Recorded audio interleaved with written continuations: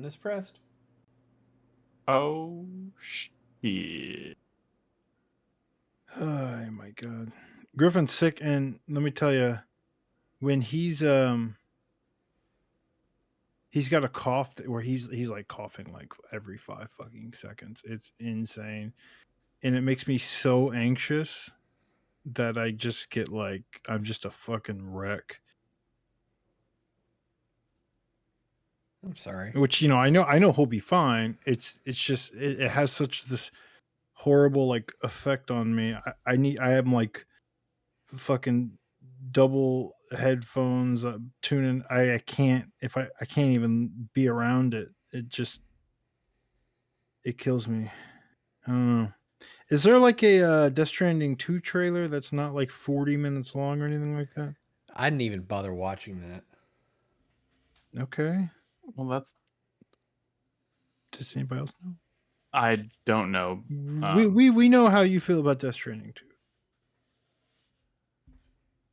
Or Death Stranding. Vixie, thank you very much. It's very kind of you. Okay. Well, I'll 77 throw months. something on there and we can like skip around. I have not looked at this either, so I don't even know. Oh, this ain't not even gameplay. Although, am I memeing now? I mean, why would there be gameplay? Oh no, man, they have like a demo. They have like a demo. They have a 22-minute trailer and a 20-minute demo. That's about right. All right, so I'll add the new gameplay demo, and we could just skim through that. But I'm ready to start if you are. Yeah. Yeah. I'm ready.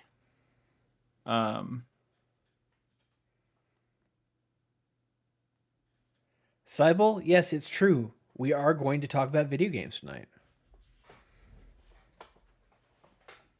I've also been talking on mute for quite a while.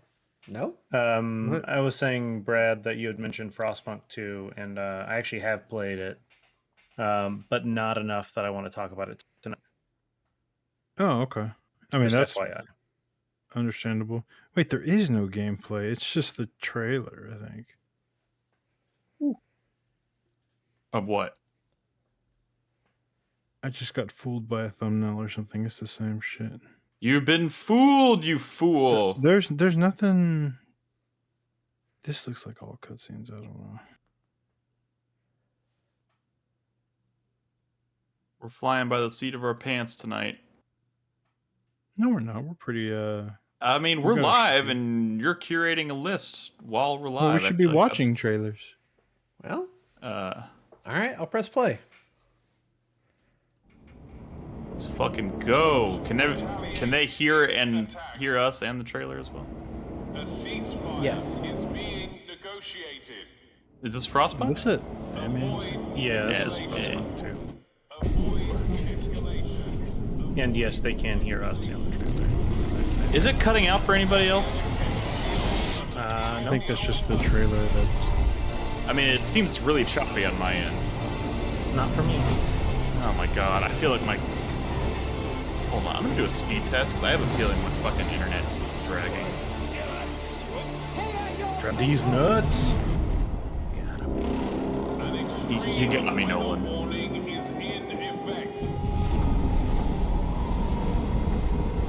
Alright, well, my speed certainly is not bad. I'd love to play this, but I mean, like, I think time is an issue for me. I mean, Frostpunk is not a small time commitment, right? Oh my god, why is this so choppy to me? This is like 5 frames per second. I might have to exit the call and come back. Did you kill your horns? Dude, my download and upload speed is pretty damn good right now. I don't know why this is happening. I'll be right back. Okay. So yeah, like I said, I'm not going to talk about this on the show, but I did start playing it. And I was a little frustrated early on because some of it's been a while since I've played Frostpunk. But some of the UI for the tutorial was a little confusing for me, and I didn't really understand. Chris, you can just rewind it. We can just watch it again, Chris Davis, while I'm talking about it a little bit, since I'm not going to talk about it on the show. but I was just very confused because even like the very first task you're supposed to do, you're supposed to clear a path to essentially an oil reserve and then mine that oil reserve so you can, start the heat producing thing. But it wouldn't work, and I didn't understand what was going on. I didn't understand, like, things weren't working, workers weren't going, and I'm just like fucking confused. The game doesn't do a very good job of telling you. And this is just a thing you'll learn one time and never worry about again. But it showed like 0 out of 8 or something like that, or 0 out of 5, whatever it was. I thought that was your maximum number of things that could be happening at once. And I was like, okay, well, I don't need to do that. It's 3 tiles away. I will just do 3. No, you have to do all of them in order for anyone to start. And that did not get explained to me at all. I don't know how in the UI I missed that. That it was not obvious. And I don't know if anybody else who's played it also ran into that. Maybe I was just having a brain fart and I wasn't. Like I said, I don't remember it saying you have to do all these things. I'm going to restart my computer. Okay, Nick. The fault of the UI, No, and I honestly, in my opinion, that I don't know. Look, I'm not one to toot my own horn. I'm definitely not a genius, but I'm also not an idiot. And the fact that like threw me for a loop was kind of weird. I don't know if maybe there was some small UI element that was hidden somewhere. Yeah, I don't know. It was kind of frustrating for the first literal 10 minutes of gameplay, just not understanding what I was supposed to be doing. But yeah, cool. That's my only complaint right now. Yeah, no, for sure. Yeah, I'll probably play more before next week.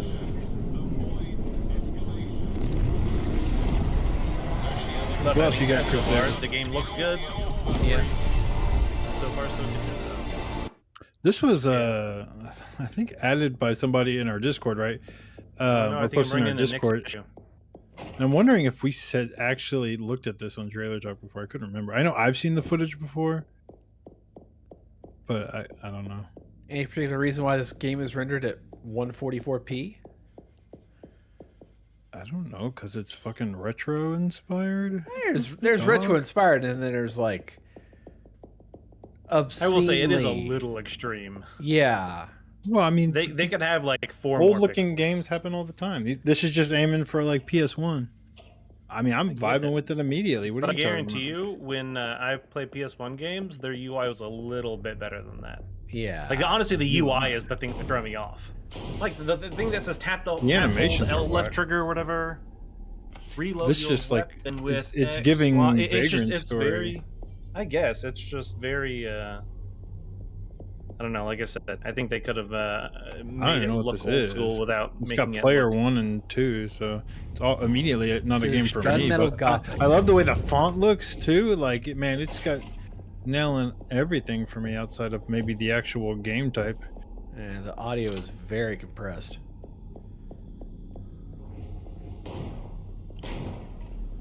What kind of game even is this? I have no idea how long this is either. This was posted in 4 minutes. We're a minute in.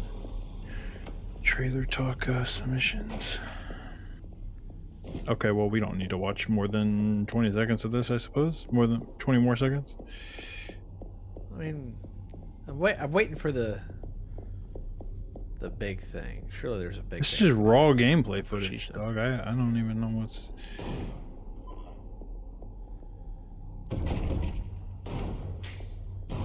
Okay, so cover mechanics.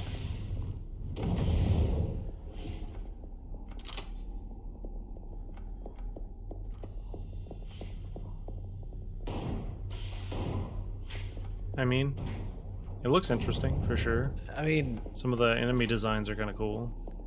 It seems to me like it's co-op PS1 Bloodborne with robots.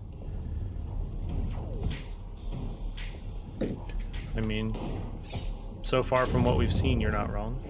Yeah. Like the font. What else we got? Yeah. What's this called? Called Gunmetal Gothic? Yeah. Interesting. They should make a Vagrant story too. This is Key Locker. This one came out. It got this. It's funny because people were talking about this one in the Fantasy Critic Discord because some people had drafted it, and it got good reviews. Pretty much everywhere except for PC Gamer, who gave it a 47. So it's all like I did see that in Discord. It's all like 8s pluses and then a 47, and everyone's like, somebody was having a real bad day. Yeah, who pissed in his Cheerios? It's just a indie game with nice pixel art and cool music, and they're like 47. Just like rude.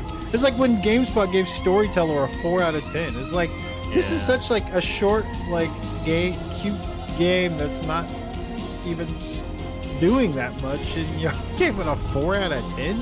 It's like, why did you even review it? I'm surprised these days. Hello. Hey. What is this?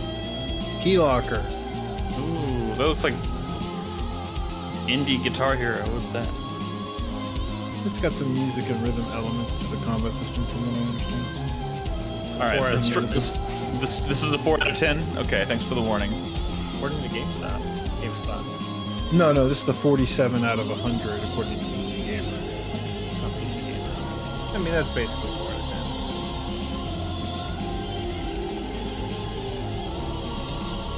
All right, what other trailers did I miss?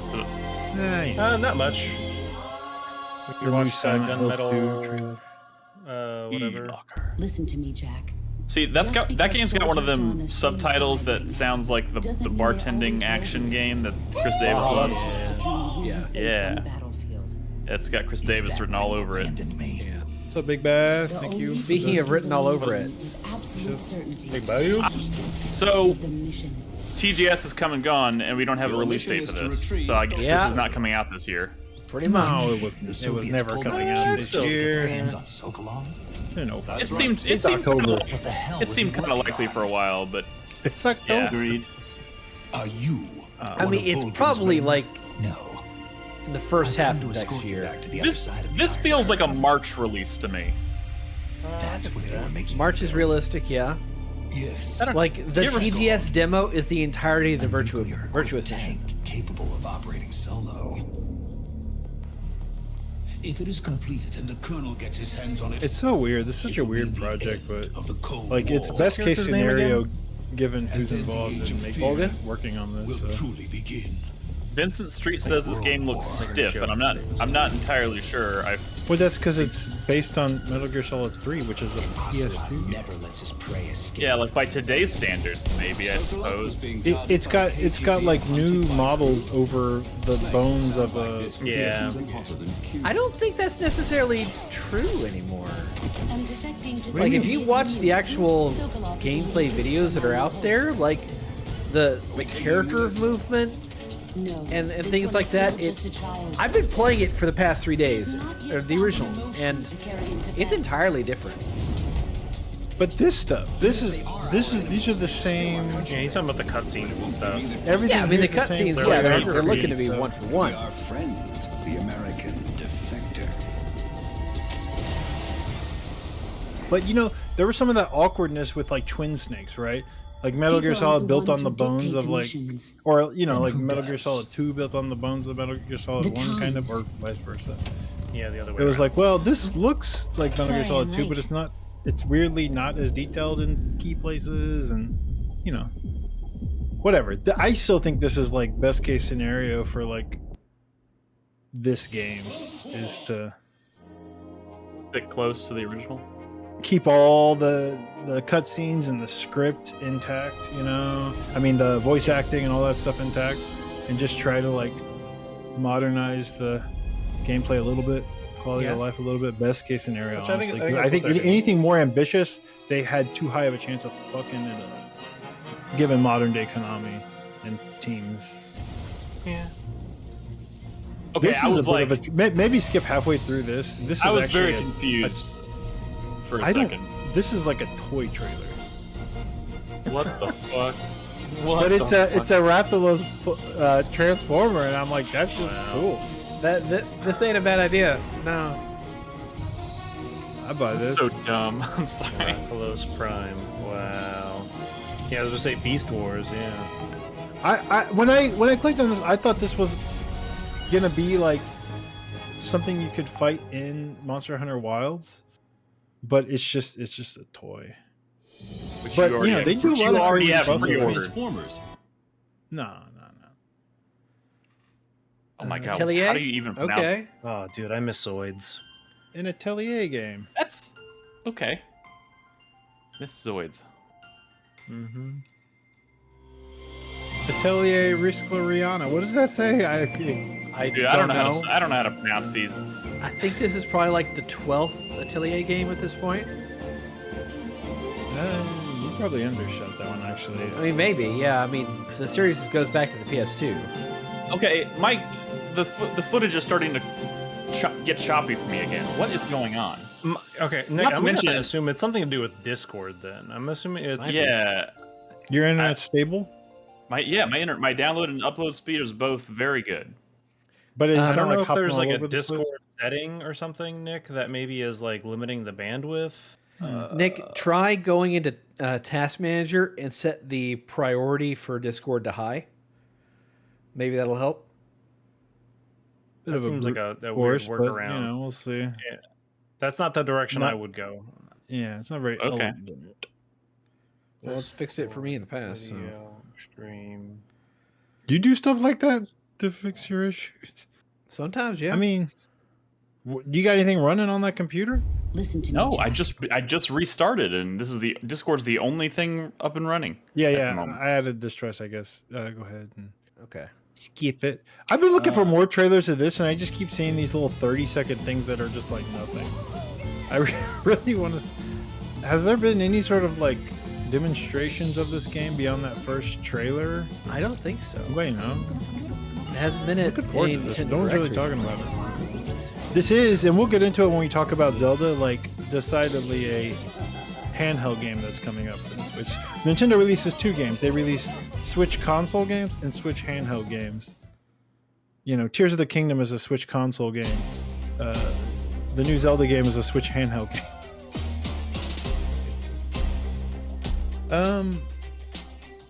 What is this? I thought this was a character trailer for Street There's Fighter a- 6. Is it just a There's costume? a toggle. There's a toggle in here for video codec. Open H.264 video codec.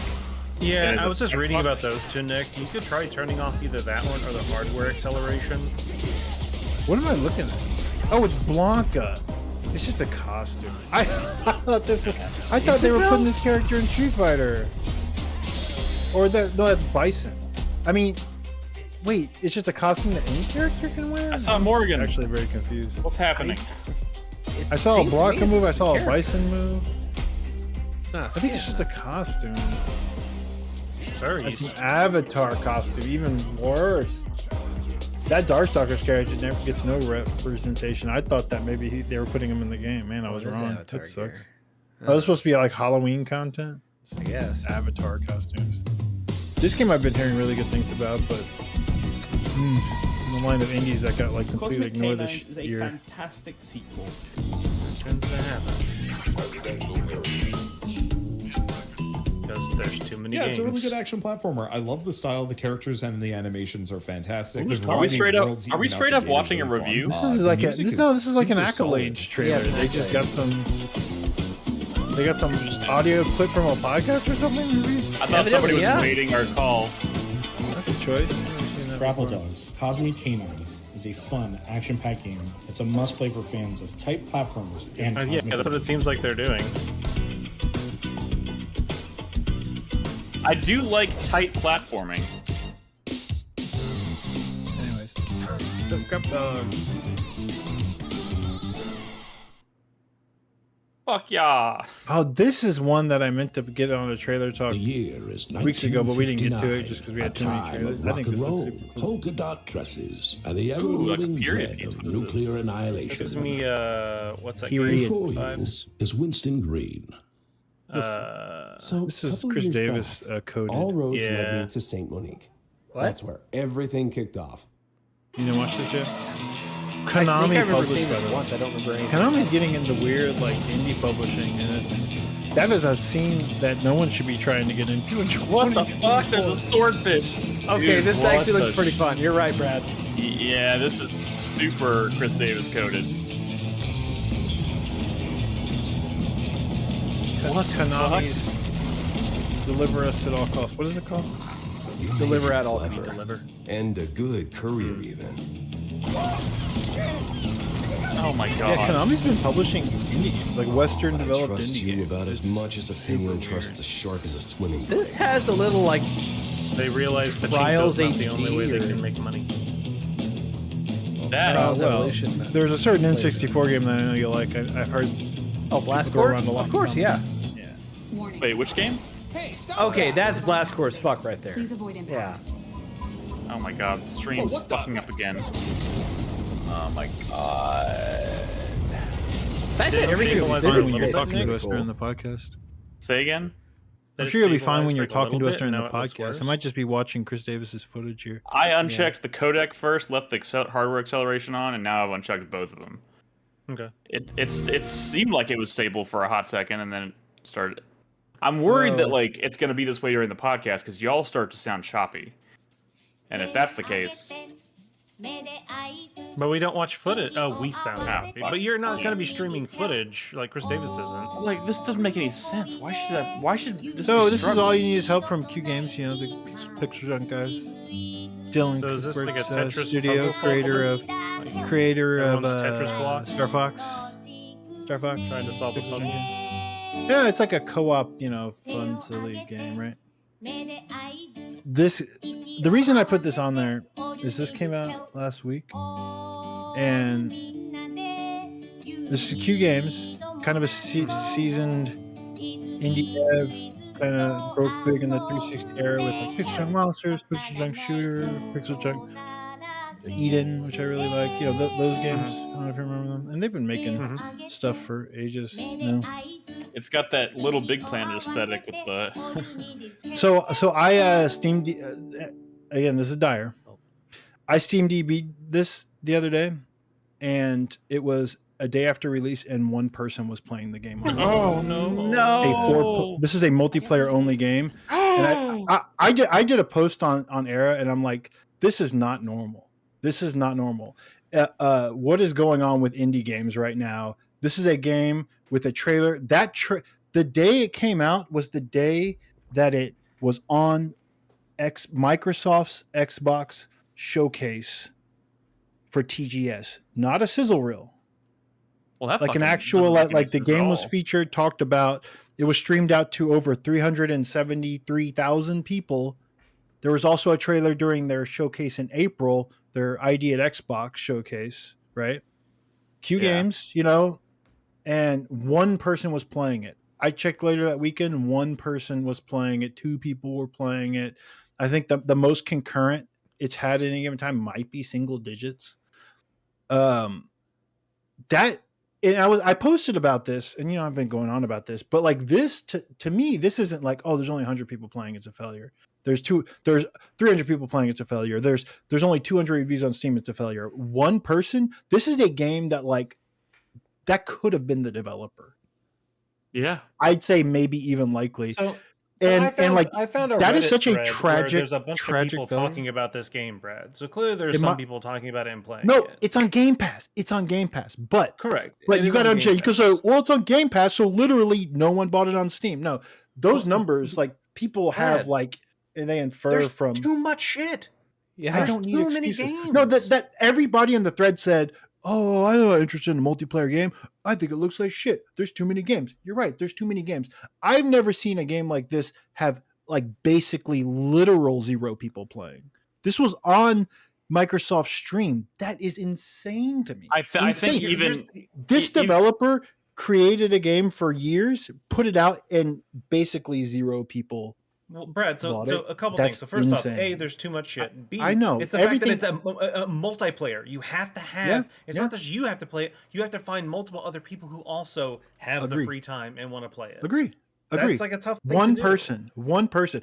What I'm saying is, why even make an indie game? That's one It's a fucking person tough is not a industry now. failure. It's not a failure. It's not kind of a failure. That is catastrophic. Like Yeah. one. This was streamed out to 378,000 people the day before. Catastrophic on a level I've never seen. Anyways, It's multi- let's play. it's a- I can read Nick's mannerisms. Let's watch this. What? Wait, can you not hear me? No, we weren't saying. I don't think Go ahead. Brad can hear any of us, Nick. Oh. I don't want to. The thing is, I'll go off if I keep talking about this, and I don't want to waste trailer talk time. Continue. How about a friend? My father believed the jade box. I agree with all the reasons why y'all think it failed. It's the one person that is just never seen that before. Just as big. Oh my What god, does the thief want with a pair of Chinese I don't boots? know if I'm gonna be able to do a podcast, guys. This is fucking terrible. I'm not sure. Basically, to put art out into the world with the goal of maybe making some money and having like literal. There's so many. Yeah, there's so many more games. Brad, than you're ever. still There's so many talking more about it. gamers than ever. Well, it's more interesting than talking about your connection. Well, I mean, here, Tomb Raider. I don't know. I'm not gonna watch this. It's Pickaxe Laura. Come I on, don't know. baby We don't sister. stand Pickaxe Laura. Well, at least I don't. Do you know it's been almost a decade since the last Tomb Raider game? Shadows I saw you long before your quest began, hero. Maybe not. I don't know what to It's been do. a I might long be fucking fucked. time. Open the doors. Well, You might be fine when we actually start podcasting because I mean, y'all are choppy. Y'all are choppy just as much as the fucking stream. Well, you restarted Like your router. and you're everything? cutting in and out. Glimpse of what I saw. It could just be his footage that you have running.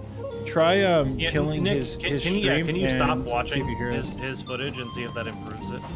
I think this looks fucking great, by the way. Yeah, Thread the Title is fucking awesome. I mean, jeez. So Nick, I don't know if we're less choppy for you now, or That seems better. like I said, I don't know what it is. It's hard to troubleshoot it remotely, but my initial instinct goes to it has something to do with how things are getting streamed over Discord. I don't know. Yeah, I mean, it to could Chris be fine Davis's on point, podcast. you can pull up Taskmaster and see if there's anything that's pulling an insane amount of your. My assumption is potentially it could be a GPU related thing, especially like video hardware encoding. You restarted your PC? Yeah, I've already done He that. did. Like I even What shut boots it. up? I shut it all the way down and left it off for like 2 minutes and then booted it back up. You don't have shit like running in the background, right? Like Steam and stuff that boots up when you turn on your PC. No, I History. don't. But even then, like that should not. I have. All right, it That's shouldn't, but You would be surprised, Nick. Sometimes it's dumb shit. Sometimes it's a bug that's like something pulling too much memory. I mean, according to the task manager, I'm only using 36% of my memory. So I don't know. I'm trying to watch the stream now. Again, this looks like Guilty Gear. Is this Dizzy Guilty Gear? finally. It is. yeah. Fucking Soul Bad Guy had a bot in Astrobot, but no Sweet Tooth. Crazy. Oh, they don't even show anything. Oh man. So this has been all the time. Oh my god! And now my fucking. Oh my god.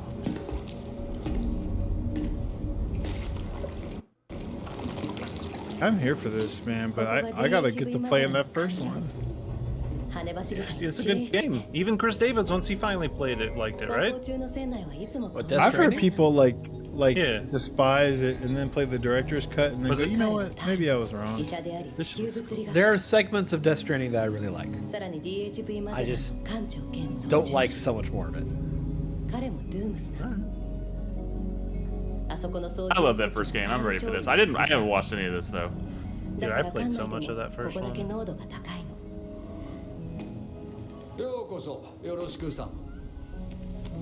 Look at this, Chris Davis. He's got a fucking cat with wings. Okay. The Altars was delayed. That game is very like there's some Death Stranding DNA in there for sure.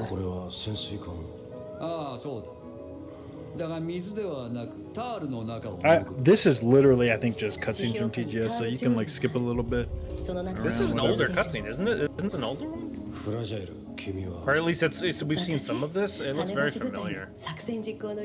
Skip to them ladies. No, this going later over. part is definitely the newer one. I know that's the new stuff because Ugh, that's who's been all that? the rage. That's Elle Fanning? No. Yes, Yes, it is. Maybe I don't know what Elle Fanning looks like these days. Basically like that. I don't think I've ever seen her look anything like anything other than that. It is weird seeing these American actors speaking Japanese. Well, they're animated. I may have added the Japanese one. I think there's an English one out there.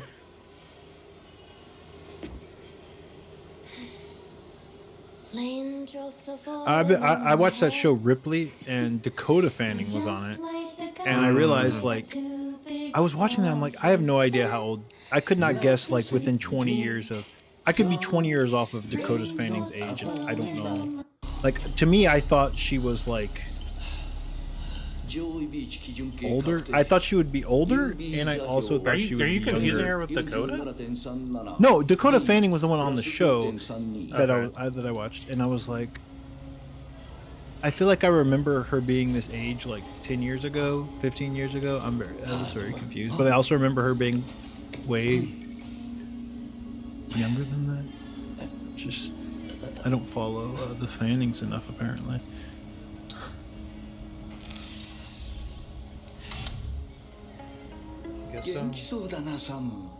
I can't believe there's no. Did they not show any gameplay at TGS chat?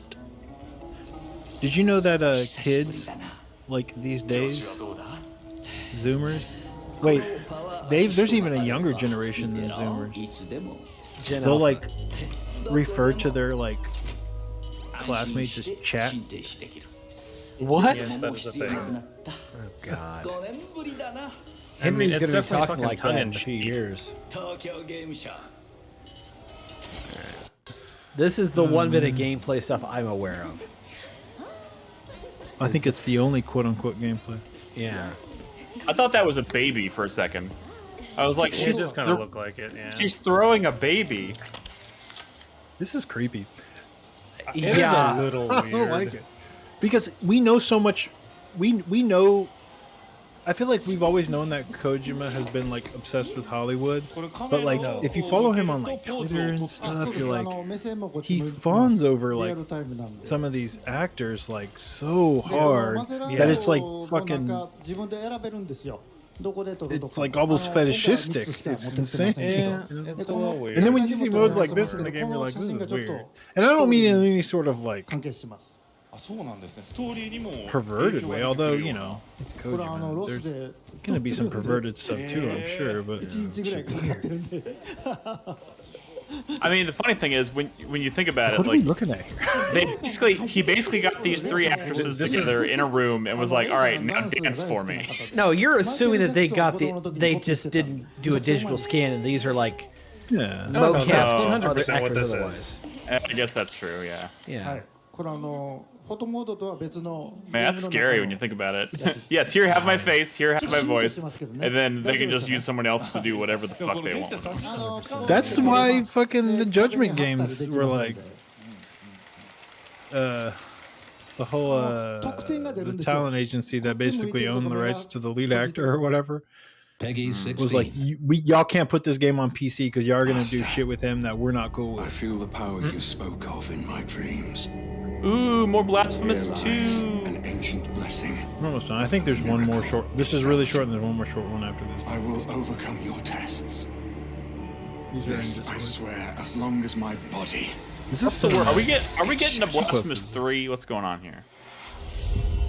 You're already. Oh, that really was nothing. Holy I shit, think that was that that was was a big yeah. There, probably. that was a great big nothing burger. Night Shader has a weird relationship with the Blasphemous series, I feel like. Way to call someone out. This is only marginally creepy. He suggested Okay. he posted This is made even creepier because my connection is like super choppy on top of being.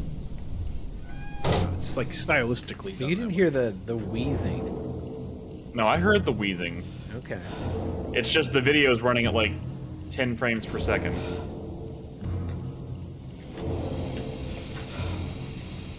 It is an odd one. So, Brad, Or you you got like- ambitious Halloween plans for games? Come on, man. What? Look, let's be realistic here. I mean, that was a realistic question. I mean, No, this I'm is not your gonna- favorite month of the year, isn't it? Yeah. I mean, are you talking about for streaming? For The streaming playing is the part where I'm I think like, I think he spooky just games, meant in period. general. Yeah. yeah. Well, I don't play a lot of spooky games. I watch a lot of spooky movies. What But the fuck? I played a horror game on stream on Sunday, and I'm going to talk about it tonight. Okay. I didn't make an overlay for such a thing. It's okay. Don't worry about That's it. okay. All right. Is that it? Are we good? Yep, that was it. Are we golden? We made it. All right. I hope Discord doesn't fuck up. Well, I do too. Let's chat for a few minutes, Nick, and see how it See looks what for you happens. and sounds, and make It does sound better. before- I hear a little bit of popping every once in a while, but I don't think that really has anything to do with the same issue. Oh no, hiccups. All you need is help. I don't think you have to worry about our audio quality at the end of the day, though. No. I think Nick just wants to be able to hold a conversation. Yes, that is the important thing. Yeah.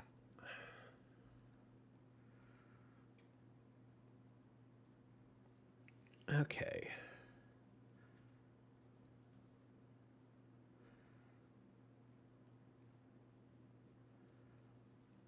All right, I'm gonna deafen for a second so I can do a proper sound test on my side.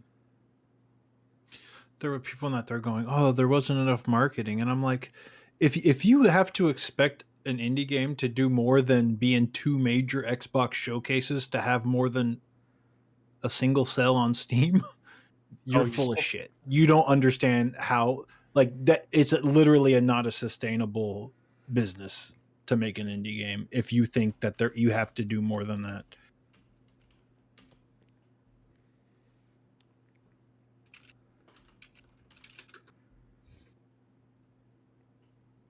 So this came out last week, right? All You Need Is Help? Yeah. Yeah, September 26th. Okay. That's the thing. It's not like I play those kinds of games, or I would. I mean, it's on Game Pass. Might actually make for a fun game night. But like, it's not like you can find out if it's any good or not, because like literally no one played it. Well, I mean, it is on Game Pass. There's a little bit out there, but like, I feel like it's also it translates, right? There's games that like come out on Game Pass, but then they still lead to like millions of fucking sales on Steam, even though it's on Game Pass, right? And like you can like do some like inferences based on like Steam sales and kind of infer like how successful a game is beyond Are we even sure that the reading you got was even like was there? Yeah. I mean, Steam accurate? DB is like by far the most accurate thing we have. But I've I'm sure they never have seen- moments. I'm sure they have moments where like shit isn't working properly. I just checked right now. It was 2.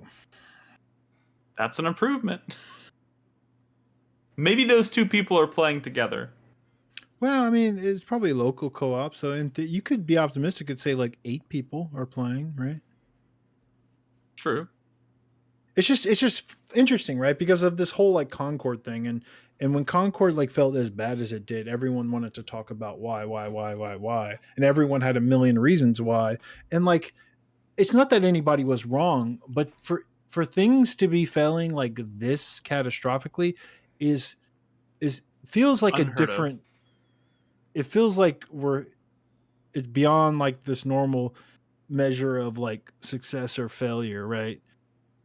You know, there was that game from the Banner Saga developers that's in Xbox early access right now or soon. It's like a brawler. The creators of Banner Saga are Towerborn. Remember Towerborn? Oh yeah, okay. Tower. I remember that. It's like it's a early access brawler from the Banner Saga developers, and it's in Steam. It's in early access right now. On Game Pass, on Steam. Have we just? I saw it right now. In the industry, and there's 98 people playing that game right now, and I'm like, well, it's a paid early access when it comes out at 1.0.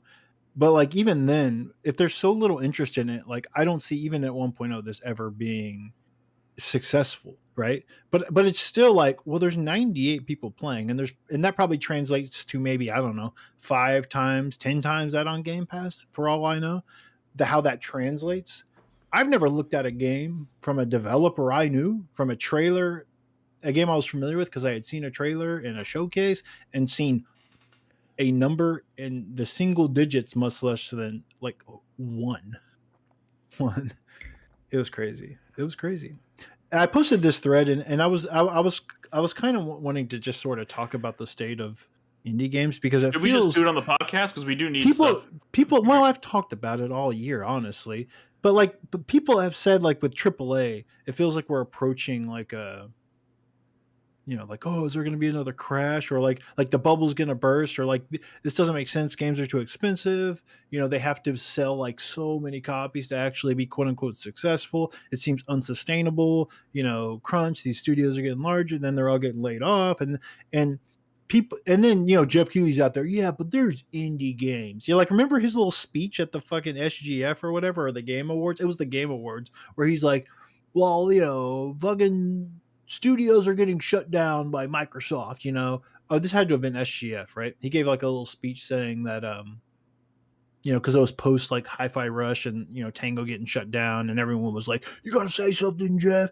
And like his response was like, yeah, but indie games are dope.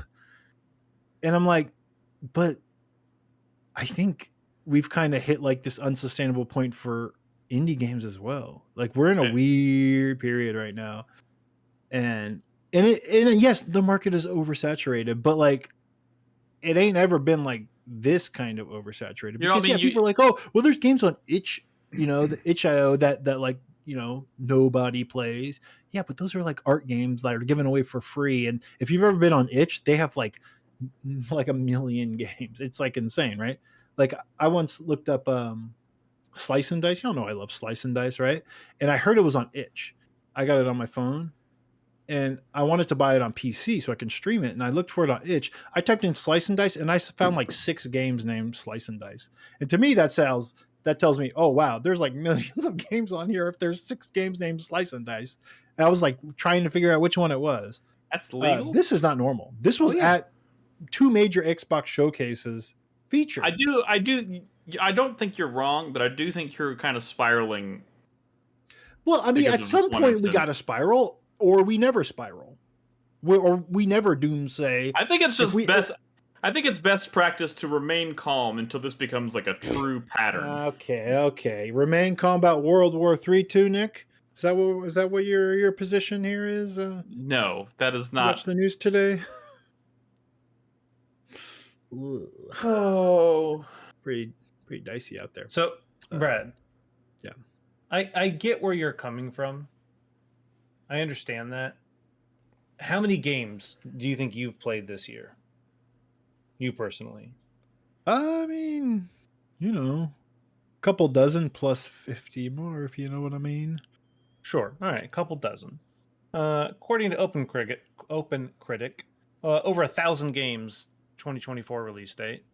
According to this other website, in 2023, Steam listed approximately, it's probably like 100. 12,000 games were listed as being released on Steam in 2023. You can't play everything. Yeah, there's too many games, man. I agree. And the problem is, the best ones suck up all the game time and play time because they're good. Yes. And also, it sucks to release a game that's okay now, because the problem is you're going to find a niche audience that's going to have a single Discord with, a few hundred people that like it, and they're going to love it and play it for the next 5 years. And then that's it. Like, there's just too much other shit. I agree with you.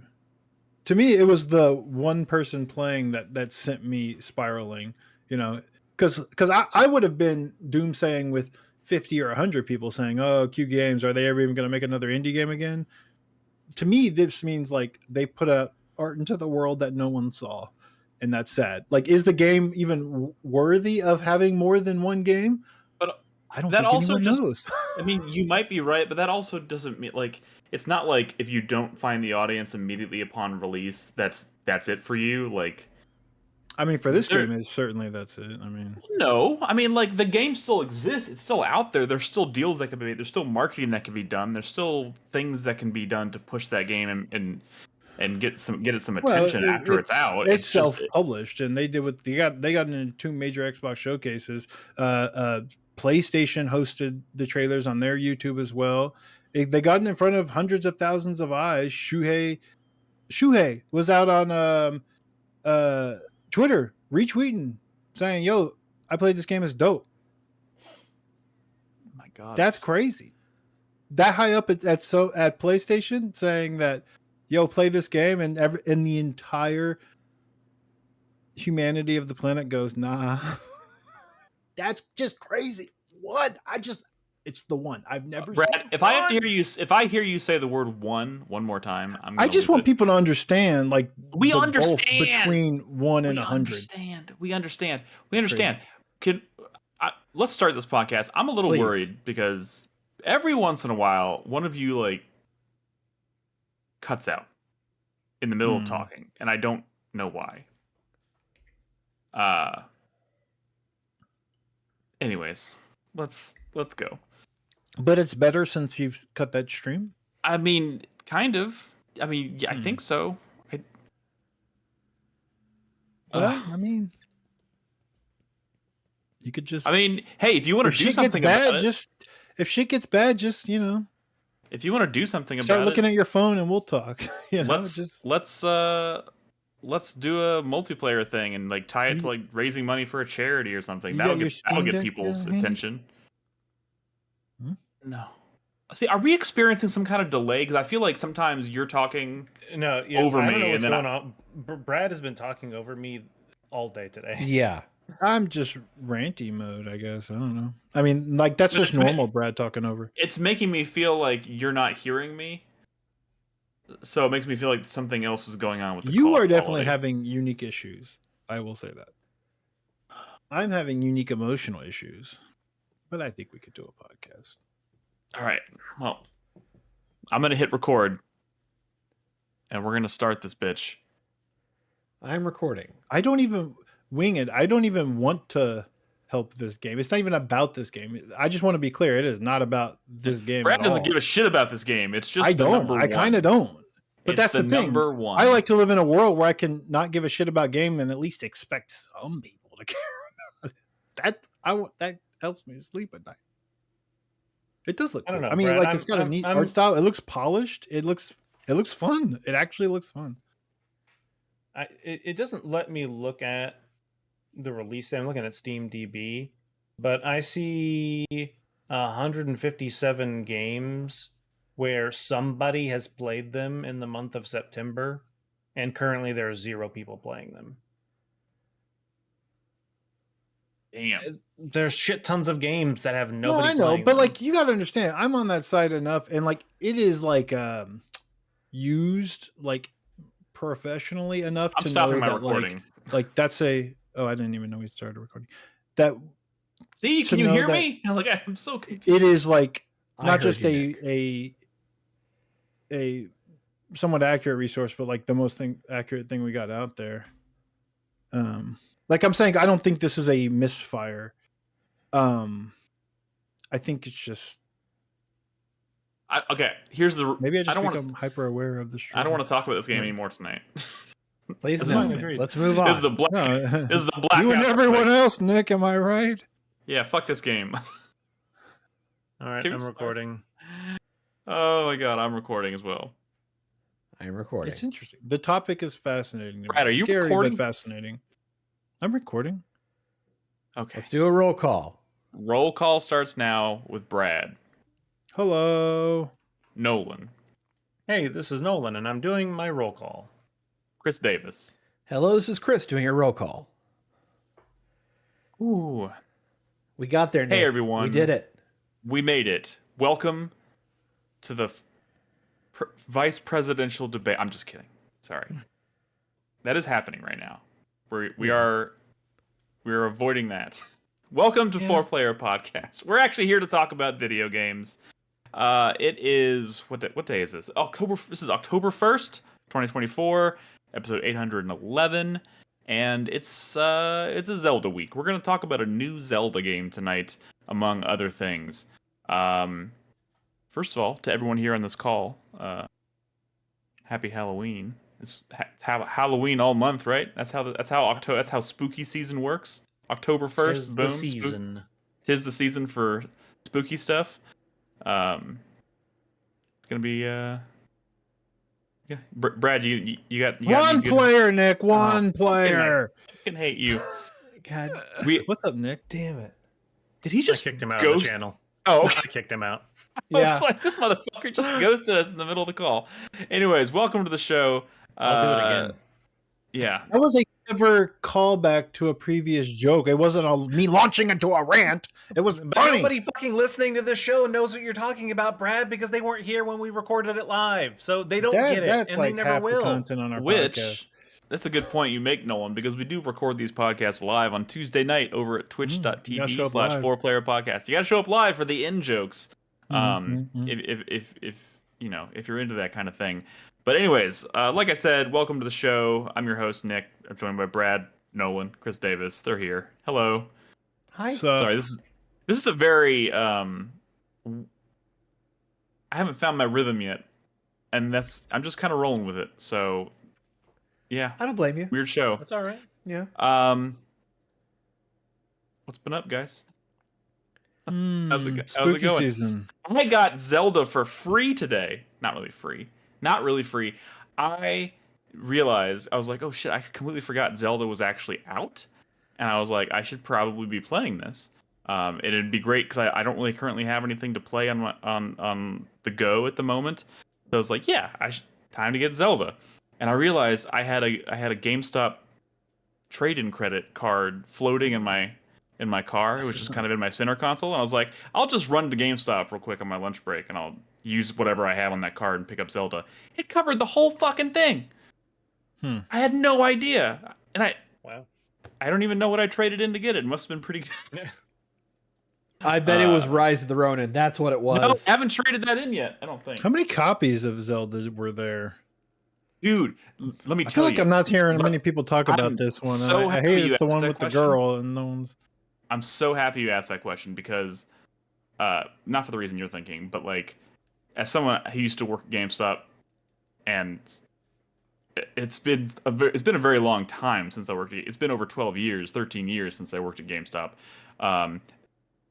To walk into the store when it's in the state that company is in the state that it's in, and it's kind of like on the decline or whatever. First of all, every time I go in there, there's like there's usually nobody in there, like customer wise, maybe one person just kind of browsing. Two, there's only ever like one person working at the store at a time. There used to be always a minimum of two people. And they probably have a single 8-hour shift as well. That's why the hours are so shifted. Right.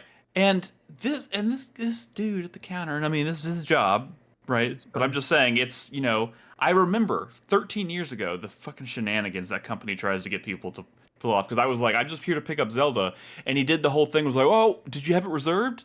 And I was like, I did not. And he's like, okay, well, let me see if we have an extra copy for you. And did the whole fucking song and dance where he walked over there and then looked in the drawer and was like, I guess it'll be fine. And I was like, you fucking To be fair, it does say Legend of Zelda on the box. That would be like a series where maybe they sold all their copies. I guess my point was that this one maybe is not. But like, here's the thing: the only time you ever ended up in cases like that, and someone who worked at GameStop for 7 years, the only time that you were ever actually potentially out of copies of a game when someone didn't pre-order it was when the game had almost no pre-orders, so they sent you like 3 copies, and then people show up. All he was doing was trying to incept Nick to be like, next time Nick's going to be like, they said they were almost out. I should probably pre-order. That's all he was doing. It was such bullshit. And I was like, I know that drawer back there is just overflowing with Zelda copies. I fucking know it. Anyways, that's my rant for the night. I was just shocked to hear, knowing what's going on with GameStop, to kind of see those shenanigans still happening on a regular. Are you saying it was one employee and one customer and one copy of Zelda? Yeah, yes, I was. God damn, I walked right into that. Again, in jokes, folks, in jokes. No, you got a hotkey that eject button. You got to do that. How this one's doing. Oh, how Zelda's doing. If Chris Davis had the Brad eject key, how often do you think I'd be ejected from the podcast? I mean, recently, probably more often. You probably wouldn't be on very many shows. But yeah, I almost called in sick. I actually didn't for you, Nick. But what do you mean for me? What do Griffin I have? What do I have to do with it? Look, How we're dare friends, you, man? Sorry, go ahead. Where are we going? I don't have a game plan tonight. This is flying by. I'm seating my pants tonight. The game plan is we're playing sweet games. We were talking about Zelda. Why don't we just go and launch into? Or no, spooky season. I saw a movie that I never even heard about before. Is this the one you mentioned the other day that I've already forgotten the title of? Yeah, but we were not on a podcast. We were at dinner. Right. Yeah, it's the one I mentioned. I watched it this weekend called Tragedy Girls. I think it's called. Oh yeah, Tragedy Girls, which is a horror comedy. 2 teen girls, but they're like killing people. It's so the way I frame it is like imagine like Scream 1 or whatever, but from like the perspective of the 2 teenagers that are killing people. Gotcha. And it's it's like a comedy. It's edgy. It's kind of like Heathers, but horror. Sure. Yeah. Okay. It was pretty fun. Yeah, I think I'm gonna add that to my list. I think it wasn't like a knockout, but like I like to have that sort of variety in my. I don't like all just pure horror during the Halloween season. I like having, some comedy stuff in there, and there's not like a ton of horror comedy. I mean, it exists, but horror comedy is usually like one note or a certain kind. I mean, I don't know. This one felt a little unique, so I kind of enjoyed it. I on the flip side of that, this is not a movie I recommend, but I was like, I'm gonna start watching more horror movies. It's October. It's time for spooky season, and I was going through my list. I have like a long list of horror movies that I wanted to watch because I haven't seen them, and I just picked one at random, and it's actually the only one I could find at the moment that was available on streaming. And I watched Splice. Let me tell you, there's not many times in my life where I've watched a movie and then been like, I regret the time spent watching this film. But man, I regret watching Splice.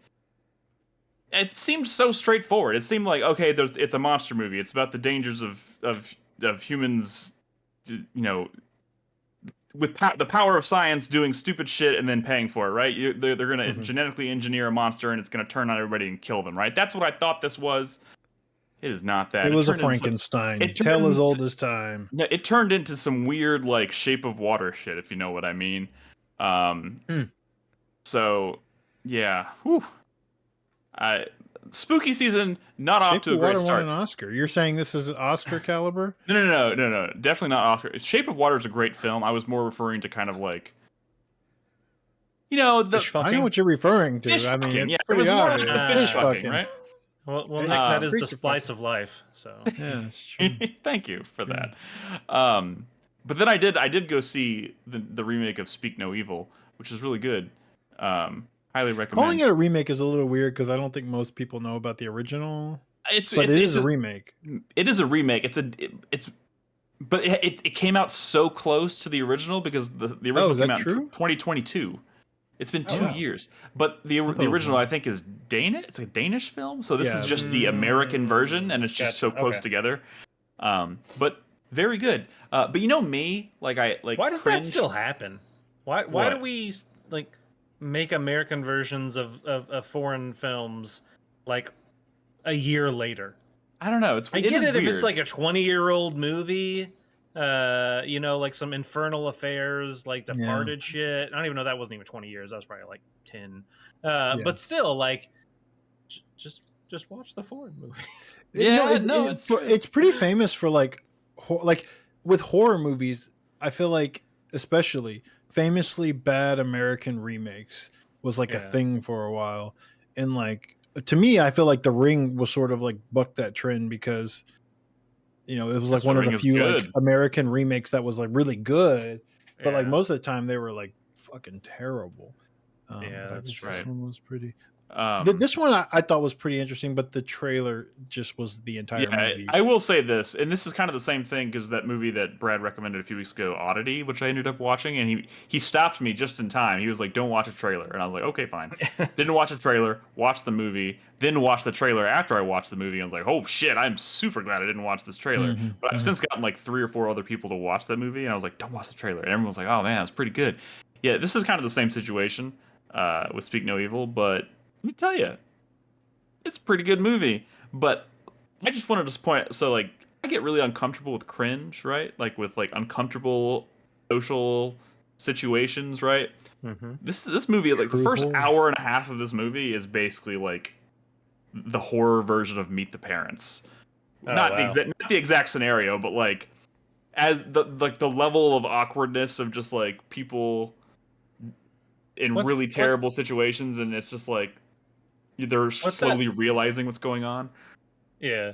It was I get bad. vibes from that trailer I watched in that new James McAvoy movie that's about to come out. That is the movie. That's the That movie. is the one. That's the one I'm That's the one you're talking about? Yeah. Yes, that's Speak No Evil. Okay, well, never mind. Oh, okay, cool. Also, Wait, Meet the Parents was the horror version of. Yeah, no, it's really good, but it's just okay.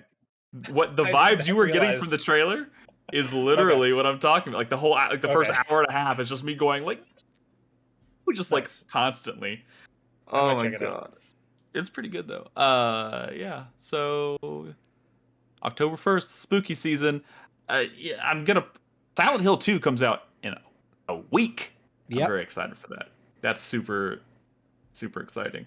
And maybe I don't know about y'all. I might try and stream a couple things. So Nick, have you been following any of the Silent Hill talk today?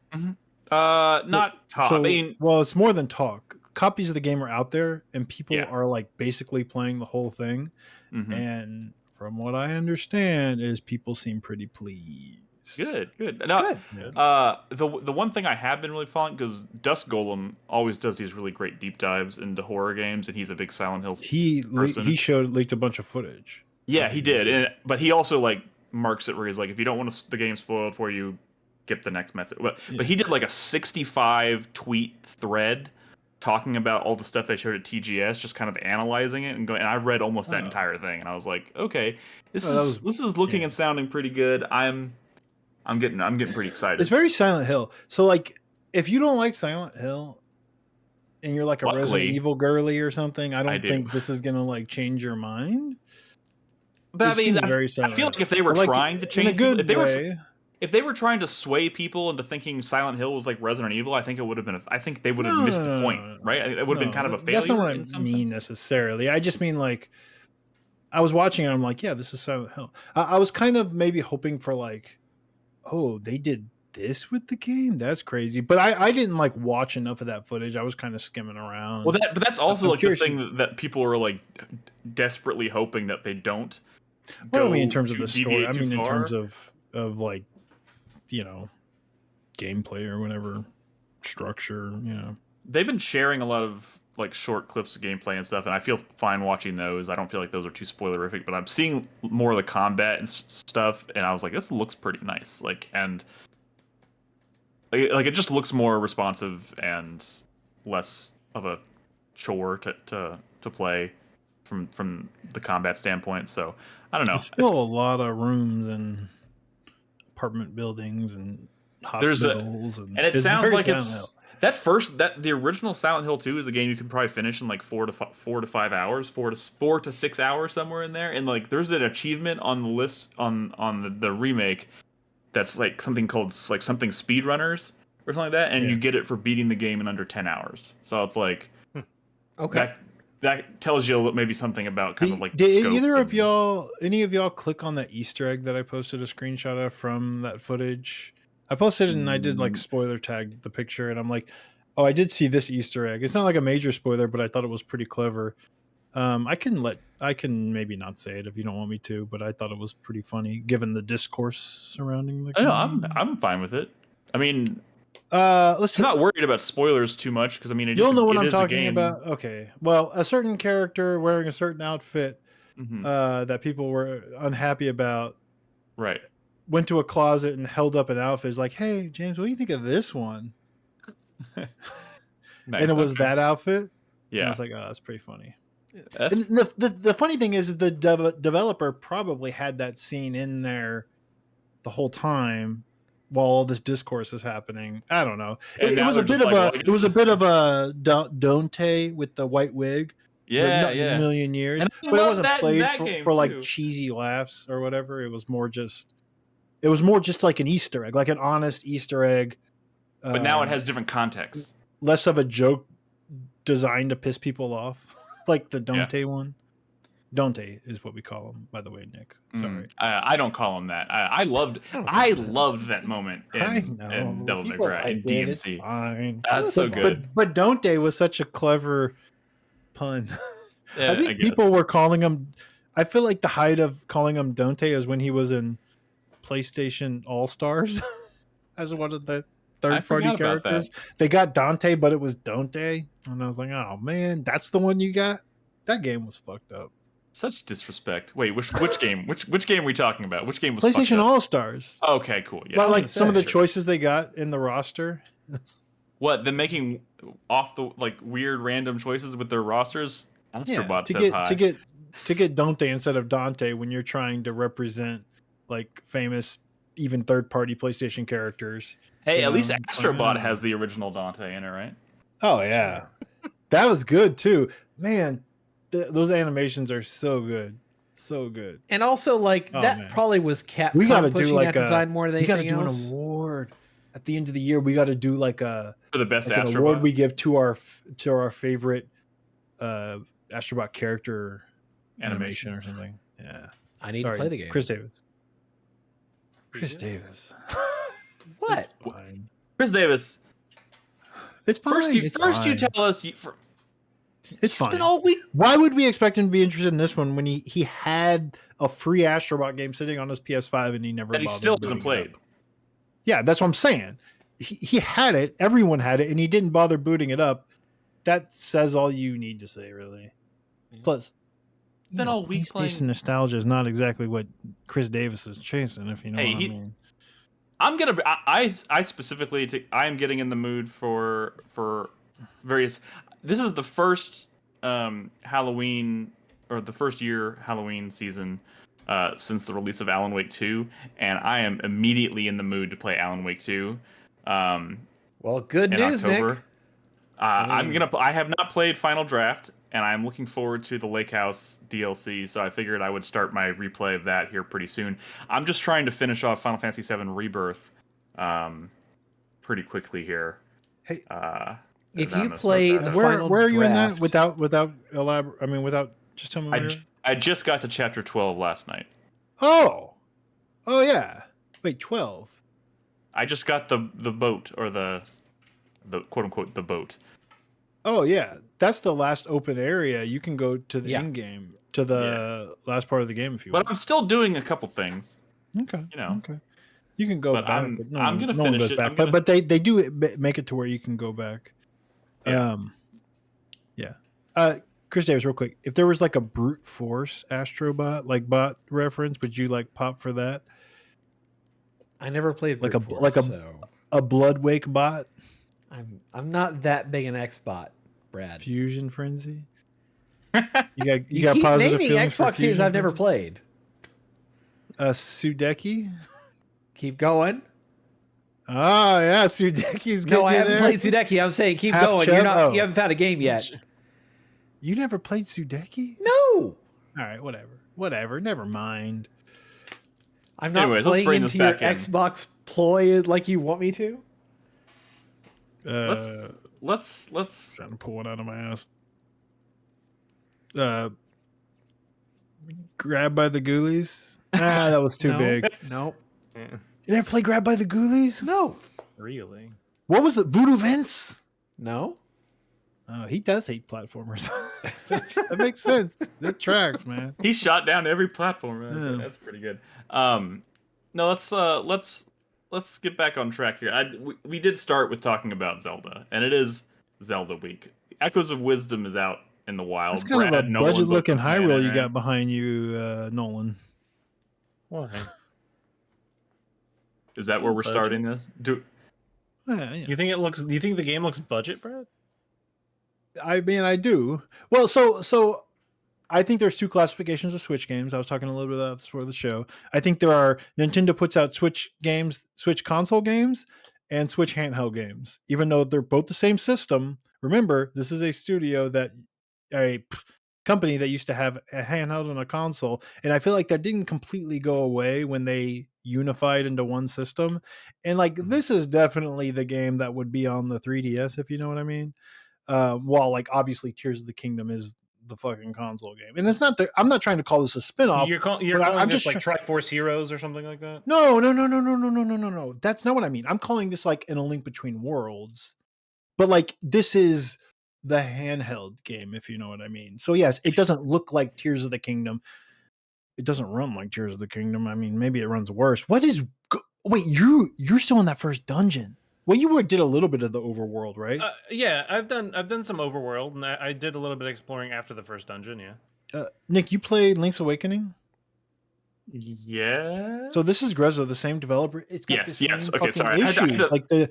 Like there's streaming issues in the overworld. It gets choppy, and I don't understand. And Tears of the Kingdom gets choppy, but like that makes sense, right? It's a fucking Switch, and they're doing a lot. This is like more of like a, you know, like a Pokemon game. It's like This seems like more of an why y'all engine struggling issue, though. so hard here? You know, no, not This clearly it uses not a an engine different issue. engine. This is like a programmer issue or something. You know, like well, this. Of course, this there's feels like gonna a game be- that didn't need to have that. Of course, there's going to be some skill level performance there in terms of issues. developer, but I'm just saying, like, It's a skill issue. Yeah, it's a skill issue. I mean, first of all, let me just say, I actually I don't know know. that sounds mean. I know I'm that sounds not trying mean, to talk but- shit about the developers because they're clearly very talented. I'm just saying, I mean, there are different factors here that contribute to the technical performance differences between this and Tears of the Kingdom. Yeah, That might But be I one mean, of the them. fascinating Pokemon part has about some this bad project running is games this is Grezzo's first original Zelda game. Like, not just that, but they're a studio that does like remakes and remasters. This is they're like the Blue Point. Like, oh, we're gonna work on an original game now. Can they make their own Bloodborne or whatever the fuck? And everyone's like, maybe just remake Bloodborne 1. You know, it's like, do we want them to do Bloodborne 2? This is Grezzo doing their own fucking Zelda game. And I know with Nintendo, there's a lot of like, you know, first party hands support and just like maybe some steering, you know, like with Metroid and like Mercury Steam or something, or, you know, there's been third party Zelda games for decades. Sure. Second party, whatever you want to call it. But this is that could be why, you know, it's a smaller studio. Maybe they're not as like some of the programmers at like Nintendo first party, they're like fucking wizards, right? It's like, how did you get Tears of the Kingdom to work on a Switch? And this is a little more it's giving a little more Pokemon Company. And no offense, Nolan, I know you love Pokemon, but obviously it's like, come on, dude, why do your games run like shit? No, I mean, yes, I do love Pokemon, but yes, Game Freak, I don't understand what they do with their billions of dollars because Scarlet and Violet run like shit. Yeah. And it is insane how poorly that game runs. I mean, when you think about the fact that this Nintendo hardware is over 7 years old now, and it wasn't exactly cutting edge technology when they released it in the first place. No, like, but what we're when saying you is play it's with not Tears of the hardware. Kingdom, It's the but when Tears of the Kingdom exists, that argument kind of becomes like a moot point. But you can also flip that argument and say, look at Rockstar, a company that sells a shit ton of games and makes a lot of money, and it takes 8 years on a random guy on the internet to fix their GTA 5 load screen. That's not a fake story. It's real. The GTA 5 load screen took like 2 minutes, and some guy on the internet got fed up with it, patched it, made a fix, and got it got it down to like a happens quarter with of the FromSoft time. games as well, right? Like what? But it's just one of those things where became companies famous from fixing Dark Souls games. Well, yeah, but that's what I'm saying. It's like just companies have certain things that that this is what they're focusing on. This is what, you know, management tells them to do. Blah blah blah. I'm not excusing it. It definitely sucks. But it's like, hey, you know, they had their deadline and their limit, and like the game kind of runs shitty, and they're like, oh well. I mean, I wouldn't be surprised if you know, they're developing not on the Switch itself, so they might have a little more power in whatever they're developing it on, and so it potentially runs a little bit better during development. And then by the time it gets put on the Switch, like, oh crap, it kind of runs a little could run a little better. What can we do to fix it? And it's like, we don't have time. All right, Nothing. it runs. And I don't mean to harp on the negative. I will say that I didn't really play too much that Link's Awakening remake, but I adore A Link Between Worlds. And one of the things, make that as well? no. That was first party Nintendo. Yeah. And the thing about, I think they did Triforce Heroes though, which is an original game, I guess. But the thing is, A Link Between Worlds is so smooth. Like, in fact, like how smooth that game plays and looks and feels is like half of what makes that game so fucking amazing, in my opinion. Like, it's just such a beautiful, smooth game, and people were kind of like poo-pooing the art style early on, and this kind of shares a similar. I feel like it's a little bit between that Link's Awakening remake and a little bit like that Link Between Worlds, but yeah, it is a 2D Zelda game. Or I'm sorry, I know Nick, you have issues with me calling it a 2D Zelda game, but we mean like an old school isometric Zelda game, but it has like big Breath of the Wild energy where we're going to give you like a lot of access to a lot of tools and items, and we're just going to let you figure it out. With that said, I kind of like this little puzzle where I'm trying to get this chest and I'm just spamming beds.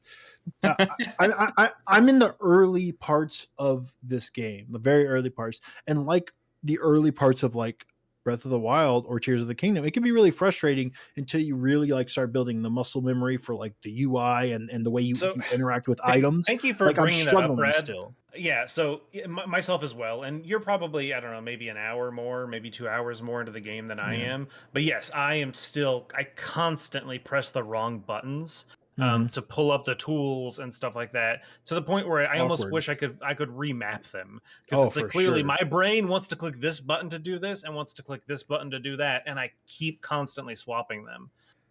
And so yeah, like there's so many times where I want to pull up my menu to select items I want to spawn, and I accidentally press the button that despawns items, or it's just one of those things where there is a lot of nuance to how you interact with this fairly complex system of spawning items, creating items, selecting items, using try to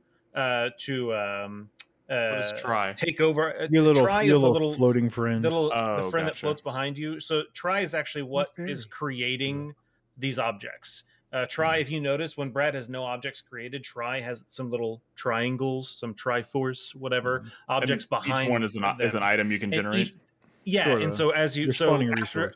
You're limited to that number. When you start the game, you can only do 3. After you beat the first dungeon, you get a 4th one. So now, not only can you create more objects, but if you look at the menu that you see on the screen, if you're watching us live at twitch.tv/4Player,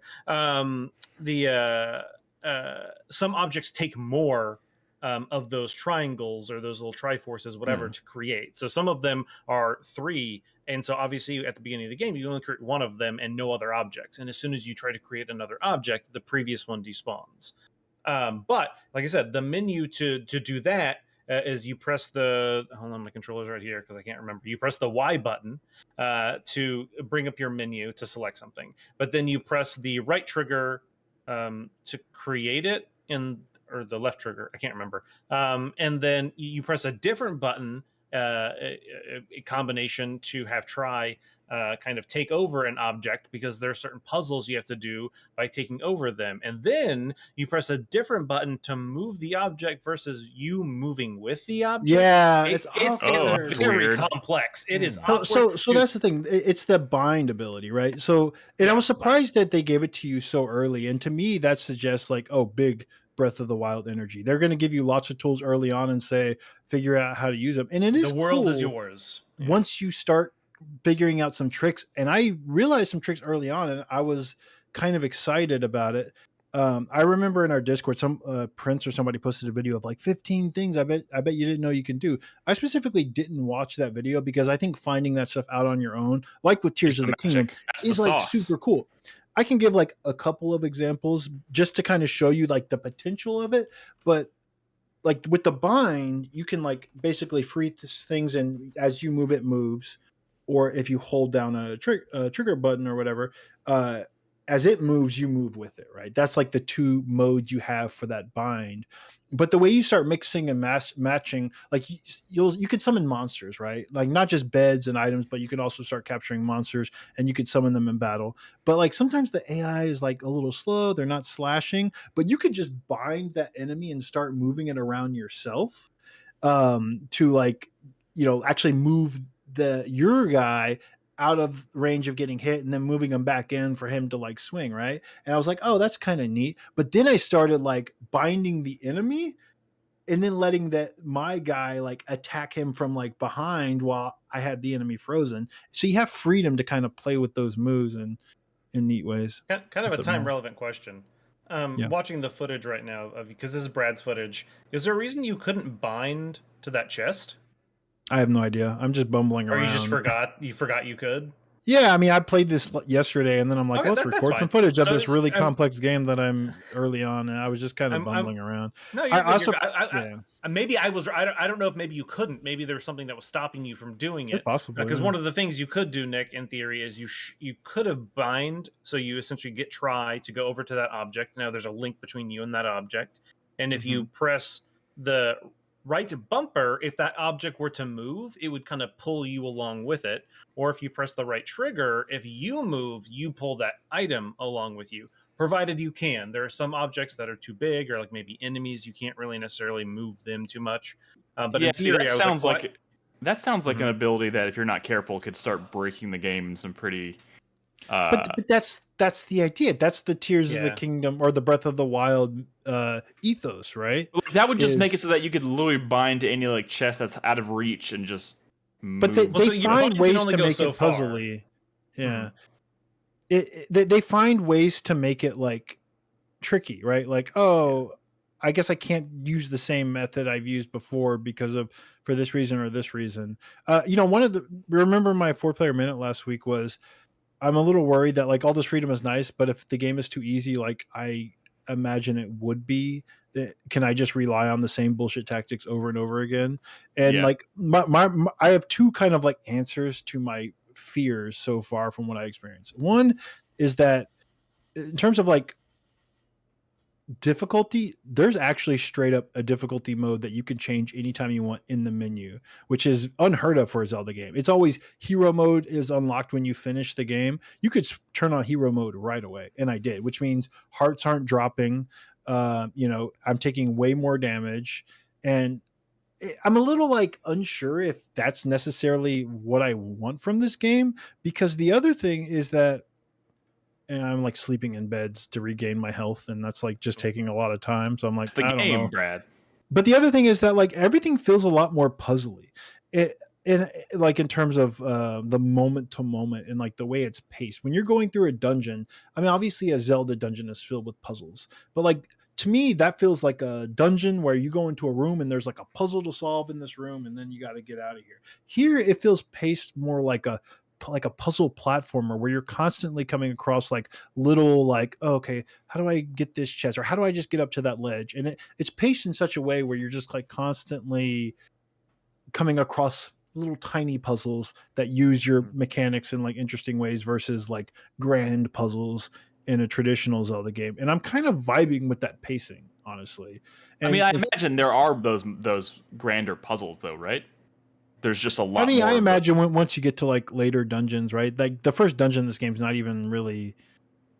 I mean, it doesn't feel like a dungeon, really. The only way you know it's a dungeon is because it tells you it's a dungeon, and there's like a first floor, second floor kind of thing, honestly. But we're so early. I really am not much further than Nolan. I'm just kind of wandering to the next checkpoint, and I'm just kind of having fun getting the feel for all the mechanics as I discover new things. Another thing did you come across that roly-poly enemy that like rolls forward? I don't know if I have yet. So one of the cool things about exploring is I found a cave with like a really powerful, like it wasn't a boss or it wasn't even a mini boss, but it just seemed like a really powerful enemy. I captured that. It's that big spinning one, right? And as a thing I could summon, it seemed really powerful, and it was. It almost felt like overpowered. But then as I got a little further, the enemy started to like beat up on that thing pretty bad. But I came across one enemy that's like an armadillo that rolls kind of thing. It rolls fast and forward.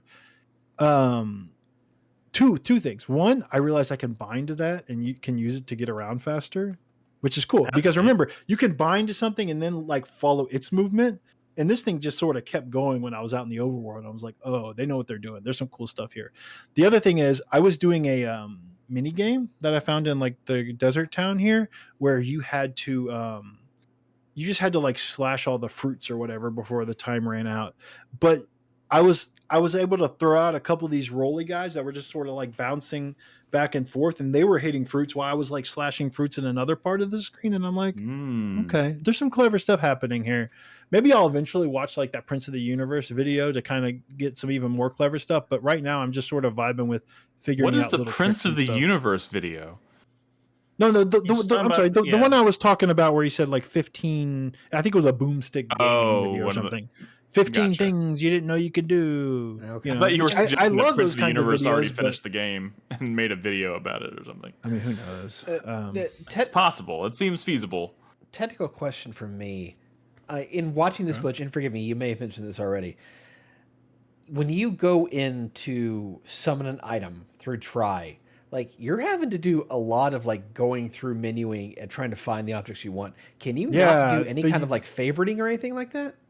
So there is like filters that you can cycle through by tapping the button, like most recently used, most used item, order by type. But I will say it is not elegant, and you get a lot of items very quickly. Yeah. And it could have, if you've played a game like a V Rising or something where like you build a lot complex stuff, you're cycling through like various tiers of types and stuff, and they make ways of kind of getting to what you need like pretty easy. This game is not doing that. It's very much like that kind of Breath of the Wild awkwardness with like you just have a big long line of shit. Yeah. And like it's that awkward. makes sense. In Breath in of the Breath Wild, of the they kind Wild of sped because it up. Here it feels a little clunky. yeah, I mean, it makes sense in some aspects of Breath of the Wild and Tears of the Kingdom because you can only hold so many weapons, so you don't have to scroll that far. But we're talking about, it looks like upwards of 100 items, if not more. I was sitting here thinking, like, y'all are early? Why do you have, like, 50 items You that you can get already stuff spawn? quick. You get stuff that's- fucking I quick. guess on Pretty much one every hand, that's enemy good, you come but- across, object you come across, you just start to create it. It got a little weird where I was like, because clutter is going to be an issue. I came across another bed and I was like, in the Gerudo bed, and I'm like, do I even want to add this to my fucking menu? Is it a That's special just bed? one more bed I have to cycle through. But sure enough, it was a soft bed, and I regained my hearts a little bit quicker. Now I wish I could actually like, and maybe you can. I wish I could boot shit from my menu or like make It would like, be filter nice. out some shit. It would be nice if like Chris Davis said, just like a favorites. Like this is the stuff I care about, and if I ever want to look at other stuff, can. I will then move over to the. I guess maybe I just don't even have enough yet. Chris Davis, to your point, by default, it just defaults to your like the first 4 items in your list are the last 4 things you used, and then everything after that is in order. That's like the default thing. So yes, if you're in a dungeon or you're doing a certain thing, you might be using the same items a bunch, so it quickly gets you to the most recently used ones. But yeah, I've not played with the favorites too much right now, so I don't know to the extent that you can like favorite items. Oh, Yeah, I so mean, I with actually that- look at the four sorting things because I have it opened right now. There's the sorting our last used, most used, last learned, and cost. Oh no, there's a 5th one, and type. But you cycled through those by just like tapping the button. It really needed like a maybe some vertical scrolling or something. It's a little awkward because it's hard to even know which one you're on. A little unwieldy. It's unwieldy. Yeah. But Here's a question. Simple question. It's Zelda. How's the music? Actually, No? it's not. It hasn't been that memorable it's yet, fine. in my opinion. Yeah. Also, I agree that nothing about the music has been like, oh, this is amazing. But also, I would think of it more like, like Brad said, like a Link Between Worlds or something like that, where you're not Is it really just safe? in these big grandiose areas and stuff, and like there's not too many like big cutscenes so far that are happening. I think the music has been fine, but yeah, nothing has been super memorable quite yet. I will say the Link Between Worlds soundtrack kind of ripped like immediately though. I really like that one. I realized the other day that Also- I actually also- bought that game, so I'm a little unexpected.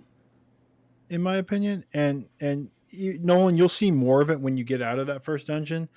This game can be weirdly talky. Now I know I'm really early, but I feel like I'm buttoning through more dialogue than the typical Zelda game, which is a strange thing.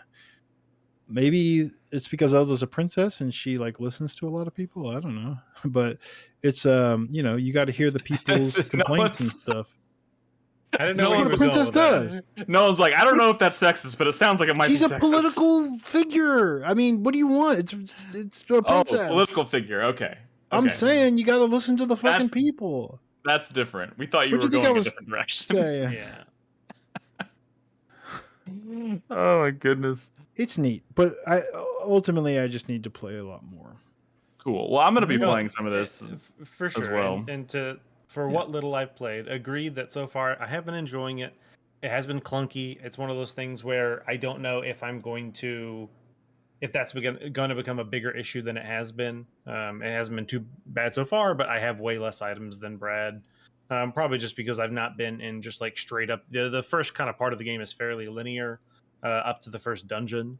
And then that's when it opens up. And to your point, yes, it does seem like you can probably break a lot of stuff, but I think that's why they designed it the way they did, is because there's not one way to solve any puzzle. There are half a dozen, 24 ways to solve a puzzle. It's just more about kind of getting to it. Yeah, when you're in at least the first dungeon, you don't really have that many ways to do things, and it's pretty straightforward. But I'm fairly certain there will probably be stuff later on that it is a little more open-ended. I've also not watched that video. I've seen some stuff posted, but like Brad, I've also been kind of avoiding it because I do like to kind of figure out what I'm doing on my own in these style games. I find it a little more fun. At some point, I'll probably, like Brad, look up one of those videos too. I don't know, maybe when I'm halfway through the game or something, to make sure I'm not doing something very dumb or missing something. I really tried to avoid that stuff in Tears of the Kingdom for a long time. And I got mad. I was streaming it once and Jaeger said, you could just do this. And just like that, it was like instantly, it's like the first time someone says Santa Claus isn't real. And it's like, well, you know what I mean? It's like, you can't take it back. It just takes a second but you can't ever take that back. Yeah. Is that something you can say out loud in your home and not be worried that it's going to be overheard? Well, my kids are asleep. Nick, you might want to just bleep what Brad just said just to be safe. That's true. That's for all of our younger spoilers, listeners who aren't necessarily who may not be quite up to speed on Santa Claus. I don't think hero mode is the way to play this game. Because So I'm not I don't playing want it in combat hero to mode. like be dragged out longer.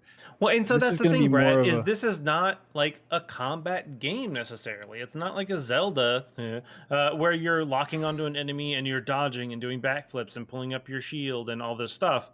No, you can kind of do some of that. But that's not like the way this game is designed. So I feel that I don't want to say it's a waste of your time to do that. I feel more so I see this more of an exploratory puzzle solving, game as opposed to like the more combat focus. So that's if all hero mode is doing is just making you take more damage and enemies have more health, then Hearts don't drop. Yeah, I feel like less of the energy drops, but I will say that the sword mode or whatever that you get, which was an official promotion before the release of the game, so people know about it, but like it feels like I don't want to just be relying on that all the time. But I was fighting the first boss and I'm like, well, this makes it a lot easier. I could just slash the fucking thing. well, you have to on the first boss. I don't think you do, or maybe you do. I guess so. I don't know. I'm sure you could try to use spawned enemies to do it, but to your point, Brad, the AI is not the best. And I noticed you kind of weren't doing it in the footage. And for those that don't know, I guess when you're spawning like a moblin or something like that to attack an enemy, if you lock onto that enemy, it will immediately make your spawn. Oh, I forgot creature about the go lock towards on. There's Z Yes. targeting. Oh, that would have made Yes. combat so much easier. So there you go. You forgot As a about reminder, Z-targeting? I just forgot about it because when I recorded, I played it yesterday, and then I'm like recording, and I just forgot. Okay, So yeah. if you can lock onto enemies, and any spawned creatures will go and immediately attack them and stuff like that. So yeah. Oh, wow. Okay, yeah. I just got these birds too. That's gonna make the birds way more useful. It's cool that the birds they're like picking up rupees and shit for me. There's That some is neat shit cool. in here. There's some neat shit Yeah. in here. The Legend of I'm Zelda excited to Echoes play of more. Wisdom, there's some neat shit in here. Like, that's, Yeah. you know, I feel like that's really all that was necessary is for some neat shit to be in this game. And it seems like, Yeah. you know, Agreed. seems like we're there. Cool. Well, we will, of course, revisit it. It's a Zelda game. We're still pretty early. So I'm sure we will be talking about this again in the not too distant future. For now, though, I want to revisit a game we talked about last week, and I know Brad and Nolan again have been playing more of it. But it is, of course, I'm referring to UFO 50, which is a collection UFO of on 50 hours into this game now. yeah, god damn. UFO 50, which is 50 games in this collection. So I guess y'all's plan was to talk about different games. So I actually didn't know Nolan was still playing this. I recorded footage for 2 different games and uploaded Oh, you it. did? I don't know if, We have both of them on here? I don't know. I don't know if Chris Davis has my footage, but I have footage. I don't know which games I have you UFO recorded for. 2. UFO 2 is the one that I recorded for today. I don't even know how to tell which one's which. I used UFO 2. Nick, Okay. sad bastard. Yeah, we'll see. Maybe we'll see how it starts, and then we'll. I can switch. Okay, yeah. So this is mine. This is mine. So the way this I is definitely pitched Brad's. this is the way I pitched it was like I'm playing so many games and I'm in love with this thing and I'm hopelessly addicted. Maybe like for the next few weeks I could just talk about a couple a week that I've been playing. This is Brad's like game of the year. A shorter segment. I mean, my games of the year. Yeah, so this is called Mini Max. And let me be quick here. This is called Mini Max. It's one of my favorites. See, I'm this little person walking around a room. This room is the entire world. This is a Metroidvania that I'm not finished with. I've played for over 7 hours. It is a Metroidvania where you can shrink down. You see, I stood on that potted plant, and I shrunk myself down, and all of a sudden I was in the plant, and there was like bugs and stuff.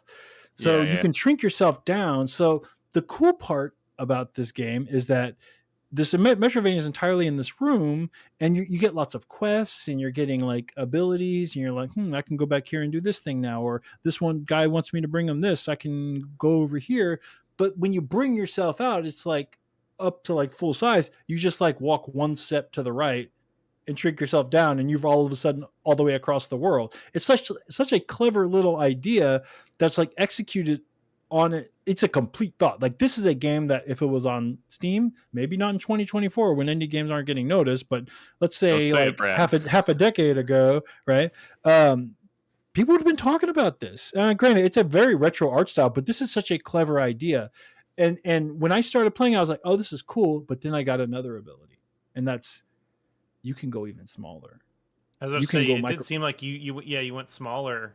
So you shrunk down, then you shrunk down again. You can go microscopic. And the crazy part is it is still a seamless world. You can go microscopic and like go and go and go and go. And I'm pretty sure the microscopic stuff, you would think that like maybe some of it's like ProcGen or whatever, but like it is seamless.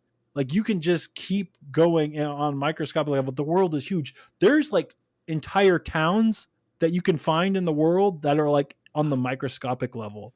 It is, and like, this is a really smart, clever game. I play a lot of Metroidvanias. Yeah. This wowed me in a way that like this genre has not in a long time, because I feel like most Metroidvanias games are just kind of like Souls-like, like Hollow Knight, and I love those. This is like super. It's a really creative use of the genre, and the abilities you get, they're good because it's like the stuff you want, right? Where you eventually get the ability to, you can like pick up bugs and stuff, and like you eventually get the ability to control bugs, and like depending on the type of bug, you can stand on it and like issue it commands, and it'll do the thing that bug does. Some bugs bounce, some bugs climb, some bugs float. And then you get the ability to do that with like the bacteria or whatever, or like the really small things, and like things that are like such a like an innocuous enemy early on. Now that you can suddenly basically fly forever, because now you can control the floating bacteria, means you can get to like because you can take something that's microscopic and bring it to the larger size and still have the functionality of that item. Even into the real world, you're still holding on to it. And that's what makes it so cool, that when you're doing these like kind of fetch questy, like your typical like Zelda style like quest of like bring me a tea and bring me some tea from the honey and add some honey from the honeybee or whatever. But like getting there is so like, okay, I'm gonna jump up on this shelf and I'm there, and you're gonna shrink down. This game's fucking cool, dude. It might be my favorite so far of the collection. I'm just surprised. I'm like, and I'm not done. I've played it for over 7 hours. This is just a game. This is an indie ass game that is not like a NES style arcade game. This is a game that you can go even smaller, by the way. What is the development process for like UFO 10 years 50? and multiple talented indie devs. Yeah, but like, are they broke? Like they had, because it's a collection of 50 games. So like, do they? So Are they I can tell you because I have followed the development of the game. So Derek, you and friends. Some games are it's almost kind of game jammy, but everybody's working together on some things. Some of the games are like projects that were maybe like almost like a game jam idea from like before that they've now turned into like a fuller idea and sort of like retrofit it into this collection to make it kind of like adhere to like the color palette limits and like the lore limits of this collection. But some of these were like ideas before UFO 50 was even a thing. But it's just basically this group of devs and friends. Like the two main developers are Derek Yu, creator of Spelunky, and like his homie that he's been working with for a long time. But then they got a couple of board game designers, and you see that in like the strategy games, right? And there's like really clever stuff there. And like I talked about Party House or whatever, which is basically like a Balatro like last week, which is super cool. So, but again, I think I'm about to switch to the other footage because maybe you could scan ahead a little bit, tiny bit. That's Chris Davis. The other game that I want to feature tonight is Night Manor, I believe it's called, because I did stream this last night. Halloween vibes, horror vibes. Go ahead, Chris Davis. Are you? No, yeah, I'm watching it right now. You're muted. Can you skip ahead a little bit? Yeah, we're watching Night Manor. Oh, my stream's behind. Yeah. Oh, sorry. So yeah, Night Manor. This is like a full ass horror point and click adventure game. And why is my stream so behind? Who knows? Full on like horror point and click adventure game that I thought was just going to be like combining items, clicking through the things like an old school point and click adventure game. But it has like a as you'll probably see if you watch the footage, it has like a like I believe a real time like clock tower. You're being hunted by something in this house mechanic. I mean, I think I just saw a killer, like a crazy. Oh, killer. You did. Okay, you did. I get it. I'm not seeing the footage. I didn't expect that. I thought this was going to be like because people said that like it's actually kind of like creepy, scary in this retro collection of 50 games. And so I was streaming it because Halloween mood, and it's got that good adventure game stuff. But like the thing is the vibe, the music, it's retro, but it's like scary. And when I unlocked the flashlight, because I wasn't able to go into the second floor because the second floor was completely dark, so I needed to find a flashlight. I needed to find the batteries, and I combined them, and I got the flashlight. But then when I actually went upstairs, and I was my little hand cursor that I was moving around, it was actually like a functioning like flashlight. Like and now like I'm moving light sources, moving like a light source around. Well, a simulated light source around from the flashlight around. It all of a sudden it became like so much creepier because now things are not in view, even though they're in the room with me. Until I kind of like I don't know what I'm gonna find because I have to slowly move this flashlight around, and I'm like, yo, this is like actually scary. I was not expecting to be scared by a game in UFO 50. When that killer arrives, the cursor starts shaking and it becomes hard to move. You have stuff in your inventory, like a hook that I found that I now combined with like a stick and duct tape to I think solve a puzzle. But like I could click and drag that hook, or like I found a knife to drag it over the thing that was going to attack me, which in real time to like stun him so I can get away. And this is like an old point and click adventure. So to have these real time elements, like right now, or maybe you saw in the footage, I don't know where I am compared to y'all. There's like a hiding mechanic where I'm like holding my breath, and it's sort of like a, I got to click in the areas so I don't get spotted. But where I'm in the footage, I'm seeing the flashlight mechanic, and like I go into a room, and it's like it's creepy because the killer will still pop out in real time while you're like just moving this flashlight around, and it's tense.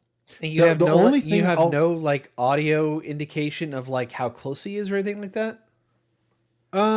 So there are things like I flushed a toilet in one room, and I'm pretty sure that's a way to like bring him to you like right away, that sort of thing. There's I noticed because the most of the rooms have windows, lightning will flash, and sometimes the silhouette of a killer of the killer is outside the window. And at first I thought that was just like an atmospheric effect, but to me now what I'm understanding is I think it means that the killer is nearby. And it's like a kind of like the window a mechanic. Yeah. But I mean, he doesn't come through the window, but I'm saying like that might mean like in the next room or so, he's going to pop up. So maybe go over to your inventory and have like your knife ready. You know what I mean?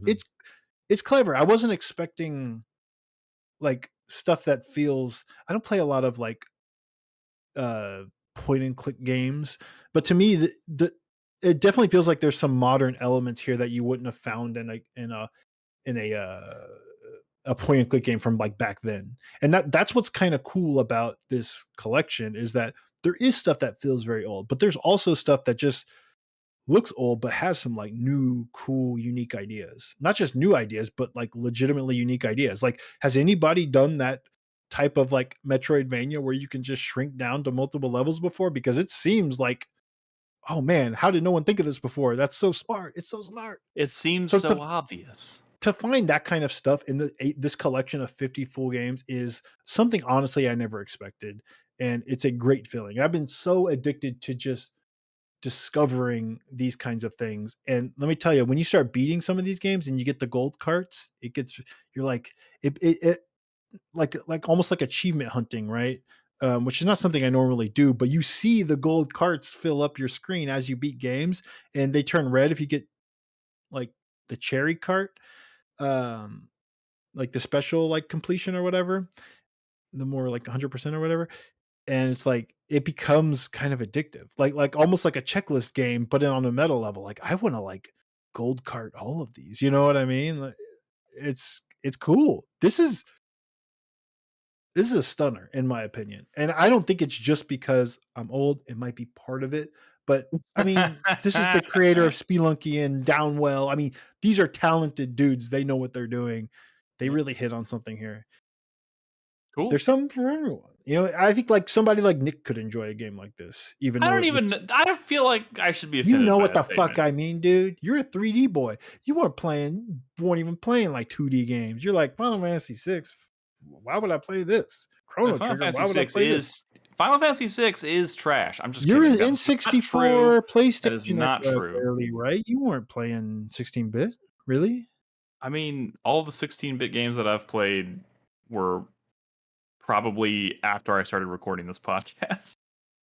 Anyways, I'm done with my two games. So my two games this week: Night Manor and Mini and Max. And Nolan's been playing stuff. What's do we have Nolan's footage? Oh, Chris Davis, you're muted again. I can't. Sorry, I keep getting distracted. Which do you want to talk about? You surprised me, and I can't remember if Brad talked about one of these last week. I can't remember. Possible. I was kind of all over the place last week. How about so just choose? Sure. I don't think Brad talked about this one. No, I didn't talk about it. Yeah, so Overbold is a very interesting game. I don't know the best way to describe it. What style of game would you call this, Brad? It's like kind of like a Robotron style, like in terms of retro games, like a twin stick shooter, I guess, in more modern Smash terms. TV on the surface. Smash TV is another retro Smash TV, but like a kind of roguelike to an extent. Yeah, definitely. Yeah, so the whole point is you're in this arena fighting enemies, and then if you win a round, you earn some credits to buy better items to move on to the next round. But the trick is you can actually increase the money you get by increasing the number of enemies, and the game kind of lets you push the limits if you want. So you can see on the footage when you're watching it, there's a raise prize, and you can slowly start adding more until you're like, all right, this I might not be able to go higher than this. But the problem is you don't know what enemies you're going to get whenever you raise the prize. Yeah, you 100 can't more go bucks. back. Yeah, so every Oh, time you raise the fuck. prize, you get $100 more, but you don't know what enemies are going to now be added to the list, and there's a lot of them. It feels And like hitting in blackjack, right? It's like you're placing your bet and you're like, oh, pumpkins, I can do this. Let's do one more, and you're like, oh shit. yep. Then you get an enemy type that's like a disaster or whatever. Yep. It's one of those things where there's definitely a bit of RNG to it, because you might get some really bad first enemy spawns, and it's tough when you're early on because you don't have a whole lot of upgrades for yourself in the very first level, and depending honestly, even after the second, because you don't have enough money, you one hit and you're dead. And so you have to be very cautious the first couple of levels, but then you should have enough money to buy potentially a health upgrade, which is usually one of the first ones I go for, to just kind of give myself a little bit of breathing room. And then the other thing that kind of makes it a little bit of RNG element to it is between every round, when it's the buy round, there's always something that's on sale and always something that has a price hike. So you don't know what thing it might be. The thing you were saving up for the next round is actually, the price has now been hiked, and either A, you can't afford it, or B, it's like, man, do I spend the extra money to get this thing now, or do I maybe buy that thing that's on sale instead? Like on this round that I'm watching here, is the price hike was health packs, which is, I think, actually, if I remember, it's the thing I wanted to go for. And health packs is by the first level of it, every 30 seconds a health pack spawns, and if you grab it, you gain some more health, and the second level of it is every 15 seconds. So it's very helpful. There are upgrades that are just like, oh, it lets you take one blast from like a projectile weapon, or one blast from like a explosive weapon. The upgrades that make you shoot faster, that make you do more damage, that give more enemy knockback, that give your mines, like you can remote detonate them instead of a timer based. So there's so many different little upgrades you can do, and the way the path goes is kind of what's on sale, what you can afford, and then to an extent, like what enemies you're up against might make a small role in what you choose. It's definitely that tension of, it's the gambling, right, that makes this so like clever. It's because it's like, because since all the money you get from your everything's bet working is up towards a feeding boss into round, making you more powerful, right? And it's like, well, I think I can do it. I need to push myself so I can get stronger for the next subsequent rounds. But if you one tap, one fuck up pretty much means if you are like betting too much on your own skill, like that could be your downfall. What I found myself doing is cool. No, for sure. It is the first round that you can bid on. I always bid a bunch on the first couple, to kind of get myself set up. Because like I said, you can restart really quickly. The thing is, there is a boss round. And when that boss round happens, there are a shit ton of enemies, and there is a boss enemy. And so if you play it safe and you're just doing $100 each round, you're not going to have enough items and upgrades to make it to that boss round. And so you have to take that gamble, take that chance, to especially early on, to try to get your setup for success. But this is run based, right? So every time you die, you're starting over from the very beginning. So to go back to what Brad was saying about getting like the gold carts, like how do you get the gold cart in a game like this? Every game has a different way to get the gold cart. They're not always. So it's not necessarily associated with like finishing the game. Correct. Not always. Yeah, I mean, for a lot of them it is. A lot of them are quote unquote finishing the game, but like finishing differs from like game to game, obviously. Yeah. In terms of like how long it takes, and the cherry card is usually where it gets a little more specific in terms of for the situational, depending on the game type. For cherry carding, I have not cherry carded anything, but that's like really mastering a game. And but some people get so like and start enjoying these games so much and they get so hooked on them that they'll go from like gold cart to cherry cart right away, because they're just like super absorbed into like these score based arcadey games. This one's cool though. I haven't actually played enough of this, and I can't wait to get back. And so that's the thing, Brad, is you're talking. You talked about, what was the other one you talked about? Mini and whatever. Mini and Max, yeah. Mini and Max. I've never even fucking seen that one yet, because I've not played all of them, and I haven't been going in chronological or a numbered order. I've been kind of jumping around, but I kind of choose one, play it for a little bit, see if I like it, and if I like it, I keep going with it. Now, I did take some of your recommendations from last week and started with those, But then, yeah, I've just been kind of jumping around. And so like that one that you were just talking about, the Mini Max one, seems like it's a lot of fucking fun. And I'm like, well, crap, now I want to play that one. But you know, I've gotten not far enough at all in Overbold, so I want to play more of that. But man, there are so many good games in this Everything bundle. feels so different. That's what's By the so way, good. Mini and Mini and they Max definitely is a- made that their like, you know, their motto or whatever, or their design doc or whatever was Their to have philosophy. 50 games but have nothing that feels too similar to anything else. Yeah. Just quick note, Mini and Max, great fucking title. Oh yeah. Max For is the the- dog, which you can summon the dog anytime, and like you even get upgrades for the dog, which I didn't have a dog in my footage for like story reasons, but I don't want to get into that. Okay. So what It's else cool. have you been playing in here, Nolan? So the only other one I have footage of, and I can't remember if Brad did last week or talked about it. I think he might have talked about it, was Pilot Quest. Did we talk about that last week? I don't think I did, but Pilot Quest, yeah, I talked about it. I don't think I had footage. Okay, cool. So yeah, so Pilot Quest was the one that Brad had recommended I start because there's a bit of a clicker or a idle game. Yeah. Idle aspect to it. And so when this game starts, you can't really do much of anything because the whole concept is it's very, you know, like, oh, a pilot, you've crashed on a remote planet and you're trying to fix your ship so you can leave. But the interesting, you know, twist with this game is there's not really a concept of health, or rather the concept of health is all based on time.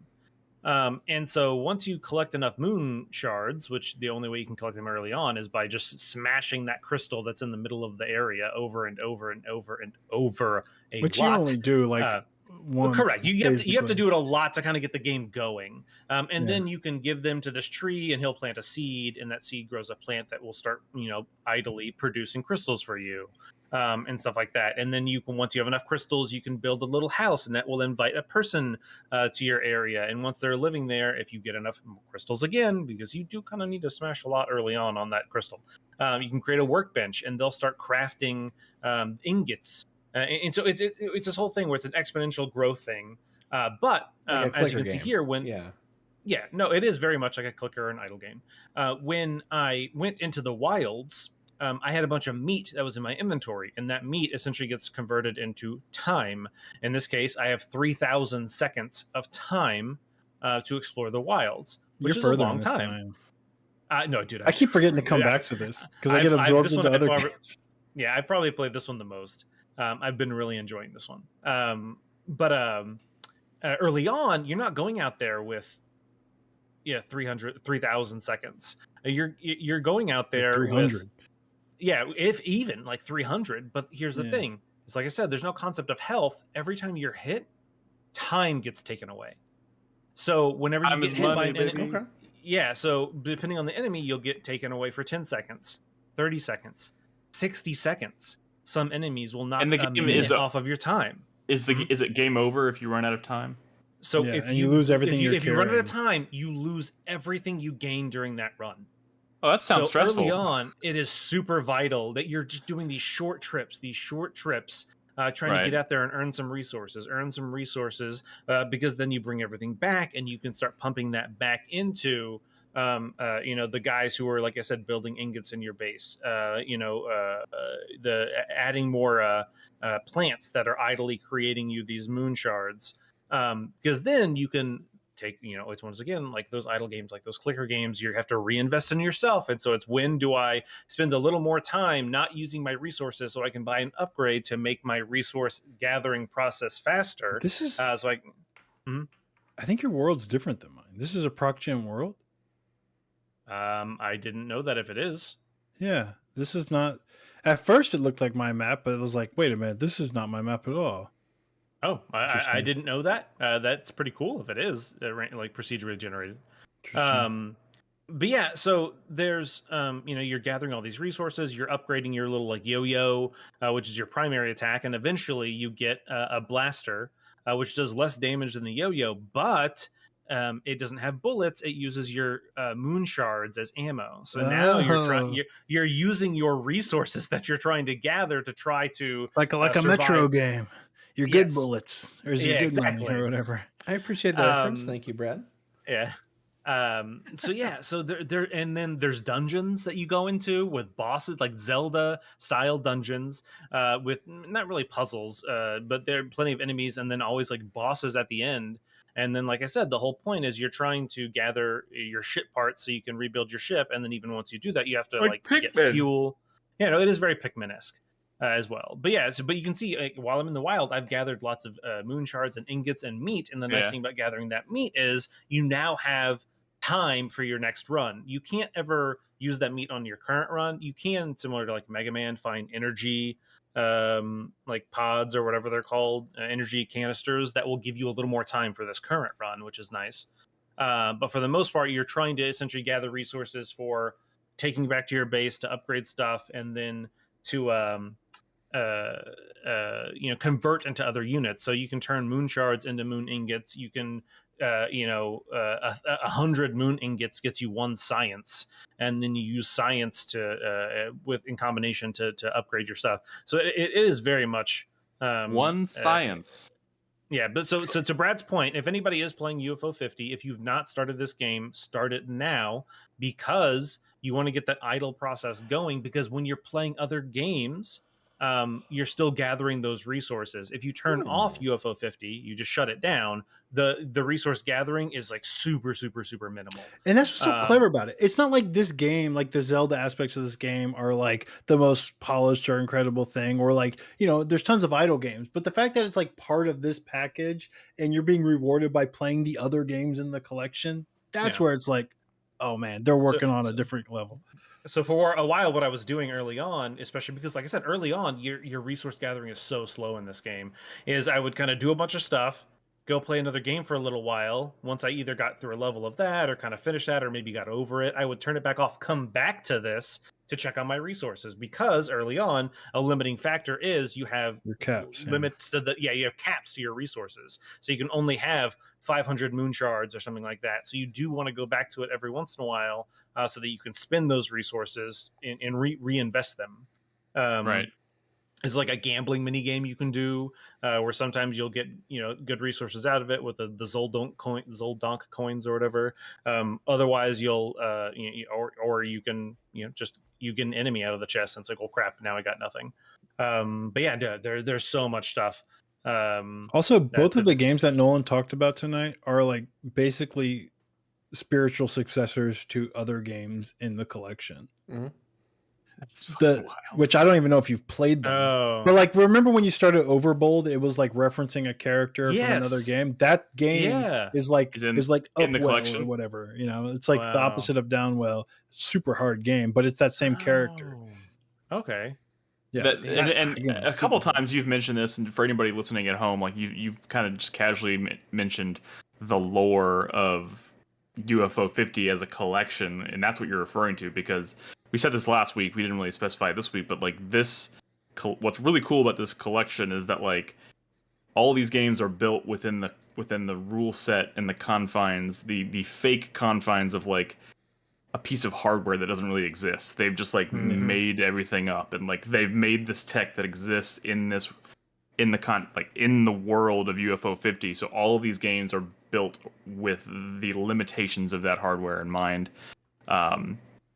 So like, and I want to also, it's there's wild. Secret shit in here that people are trying to figure out, and everyone expected this, because if I know Nolan knows, but Spelunky hides a lot of crazy secret shit, and people knew that when Derek Yu was involved, that this was not going to be a simple, straightforward collection. And I've been screenshotting shit.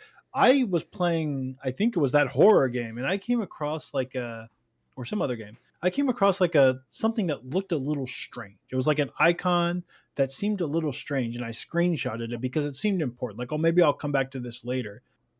And I forgot about it, but I did save a screenshot. And like a couple of days later, I was playing a completely different game, and I saw that icon again. And I'm like, whoa, I expected to see this again in the game I was playing when I screenshotted it, but I'm seeing it. Dude, you know what this is? Where I enter the code in another game, and this is giving me. I know you're gonna roll your eyes, but this is giving me Tunic vibes, and I'm no for sure. Kind of here for it. I can definitely it is see that sort of larger puzzle So yeah, I mean, that makes sense. love that shit. Like Or that like honestly is like the Inscription, thing. or like Yeah. or like What was- Spelunky or whatever. What was that game? What was that game earlier this year? Animal Well. Animal yeah. Well, yeah, very Animal Well Yeah. as well. But yeah, so I wanted to quickly also just briefly mention, because I don't have any footage of it, but we did talk about it last week, Brad. I played a lot of Party House. That game is a lot of fun.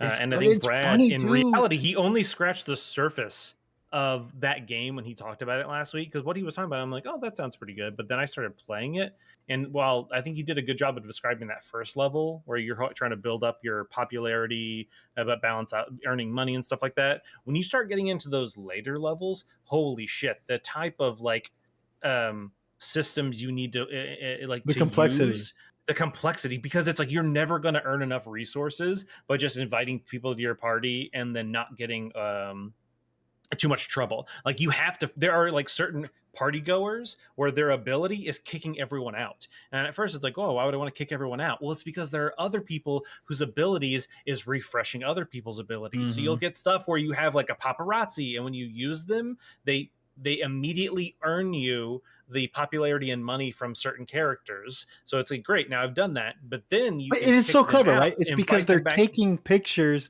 of people at the party, and I guess they're like uploading them to their social media. That's why you're getting the score during the party as opposed to when the party's over.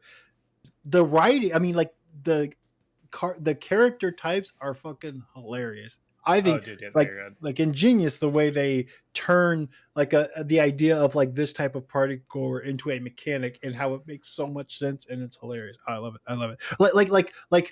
Like you said, there's like a couple of characters that'll like basically do a reshuffle, right? They'll take all your cards and put them into your draw pile.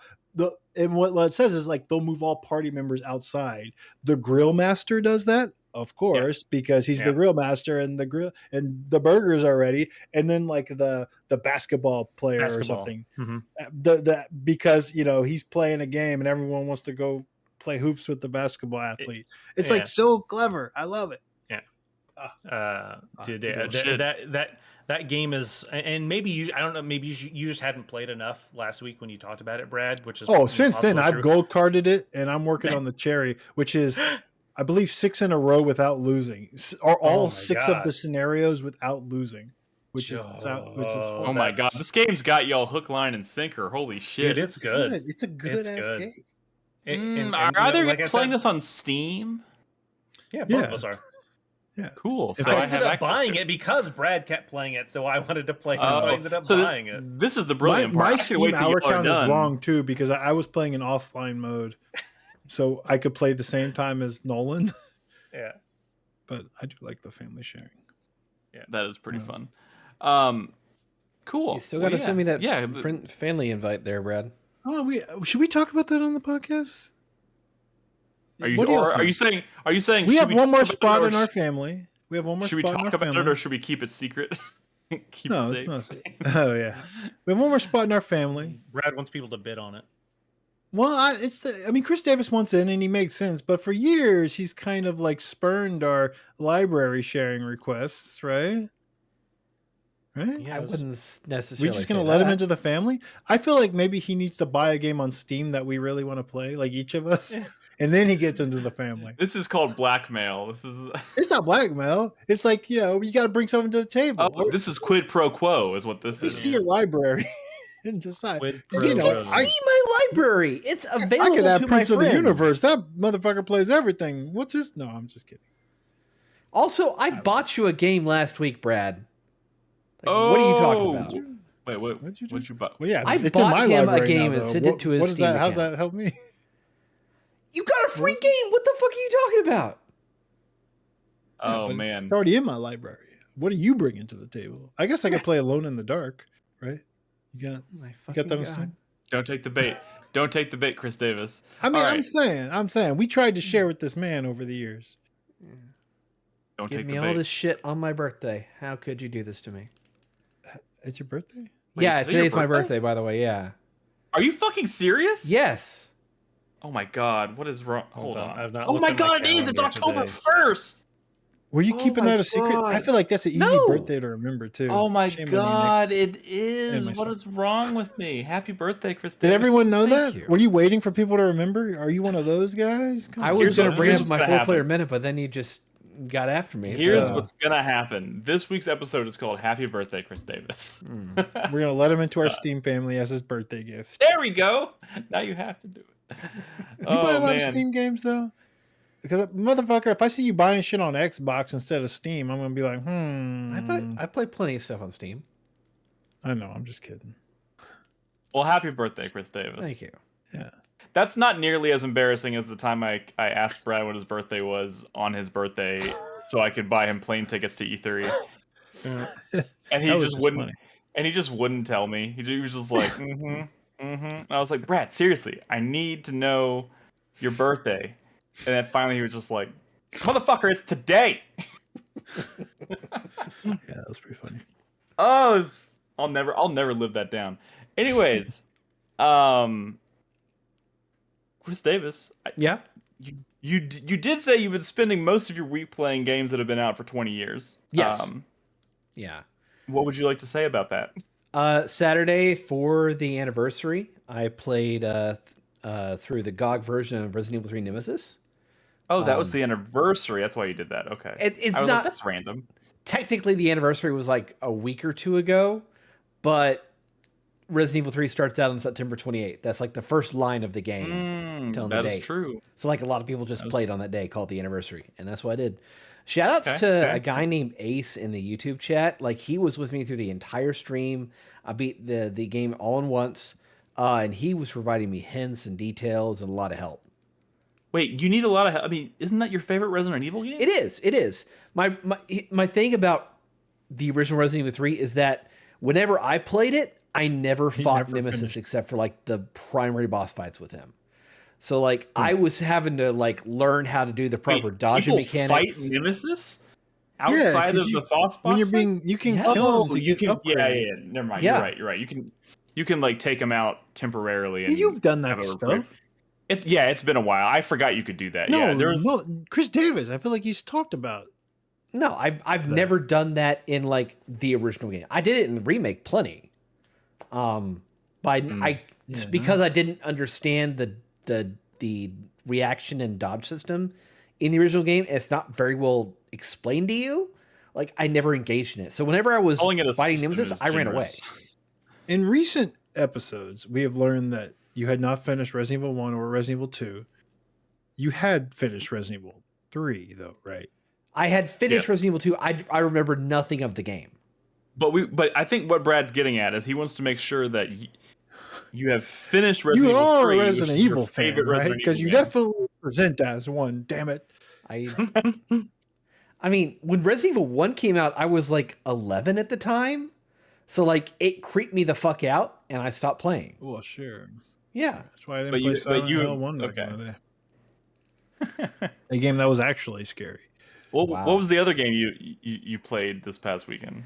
Well, what I've been playing, and week. I should beat probably tomorrow, is the Master Collection version of Metal Gear Solid 3. Konami released a 4K update for the game.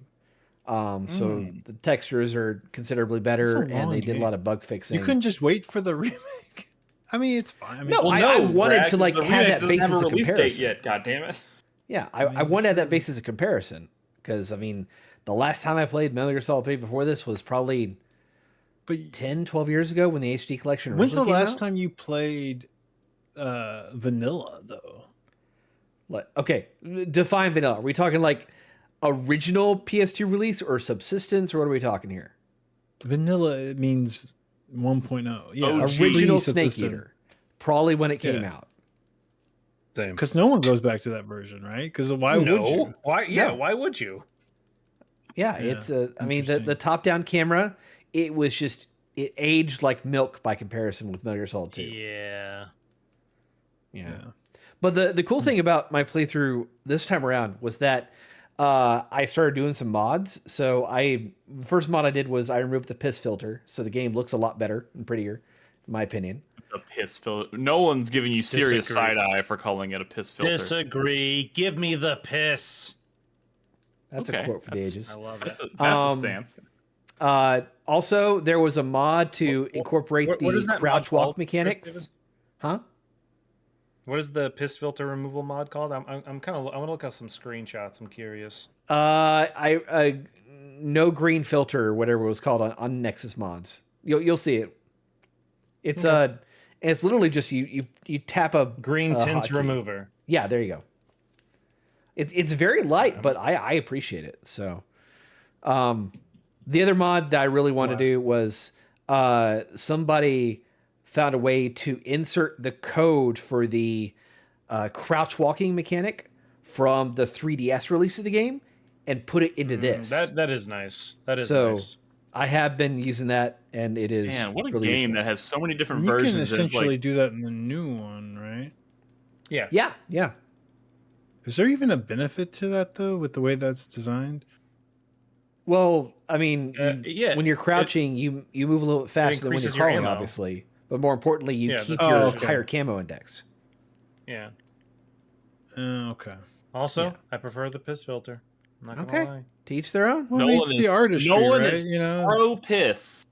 I mean, some people believe, me one of them, that like Shadow of the Colossus had a certain look to it that kind of went away with the remake, and I miss it. You know, It's that blown whole out thing that's been lighting making the and stuff. rounds lately. That someone's like, "Oh, I redid Whiplash, but I removed the yellow tinting." And it's like, yeah, but you also removed all of like the aesthetic and the feel, and Yeah. like it looks bland personality. now. Yeah, exactly. yeah. To each their own. Yeah. So I just You're gonna finish that up. Oh yeah, I'm in like the forest right before you fight the boss at the end of the game. So I will finish it. Which Get boss? ready for that. Get ready for that sick ass boss fight against boss. Yeah. Well, The boss. The boss. Excuse me. Sorry, Sorry. I looked the at boss. the boss. You know, there was one thing that they did going from vanilla Snake Eater to Subsistence and the HD editions that I completely disagree with. When you killed the boss at the end of the game, the entire field of flowers changed color. They're only a set color in the versions after Snake Eater. So you missed that you missed that visual mechanic. I really thought that was kind of a beautiful moment there. A visual was not a mechanic, but a moment, right? Yeah, Was it was a real time effect that happens. Okay. Yeah. Cool. Well, yeah, cool. But Those are both great games. Yeah. It's And good to so. have that frame of reference for what to expect from Delta Snake Eater. Because I'm really hot on that game right now. I am so excited for it. Yeah, no, it's gonna be great. I was really surprised we made it through TGS without a release date. I wasn't necessarily 100% convinced it was coming out this year, but I thought we'd at least get the date or like the window. Nothing. So yeah, in whatever. fact, there was a statement from the producer earlier today that said that they don't want to reveal the release date because they don't want to box themselves in. I mean, that makes sense. It's just the way they've been talking about it and the way like you could pre-order the collector's edition so like months ago or something. It's just like people were just kind of expecting it by the end of the year, I think, because of those moves. But logically, I mean, it does make sense. Yeah. Okay, before we wrap up, I do want to do a quick update on Fantasy Critic. We haven't been giving a lot of time to Fantasy Critic the past few weeks. There's a delay, or There's a been lot some of delays delays, actually. Some developments, some pickups. I don't know, Brad, do you happen to have that up in front of you, or should I pull that? Well, so the delays were Deca Police and Assassin's Creed. Did we talk about those last week? I am fucked. Well, I don't think we did. I mean, we have to replace them. That's the problem. A lot of people need games. I have one of mine got $3. delayed I had as well. I have It's all coming, $3 and 3 spaces left on my roster. I Well, you lost only need Deca Police. $3. Just make sure you draft games that are coming out this year. God forbid Stalker gets delayed, then I'm truly fucked. I'm gonna have a short. I'd be fucked. But like, I'm gonna be honest. Deca Police, and Assassin's Creed Shadows are like two of the games that I was kind of like banking on to pull in the most amount of points for me. Deca Police was the shocker to me. Like delaying that to 2026. That's the crazy. Like they've Level been 5 is a weird saying, place right now. Level 5 has been saying Deca Police was coming by the end of the year for a long time. Yeah. And I was That's a starting to big get change. very suspicious, but I figured TGS would have answers.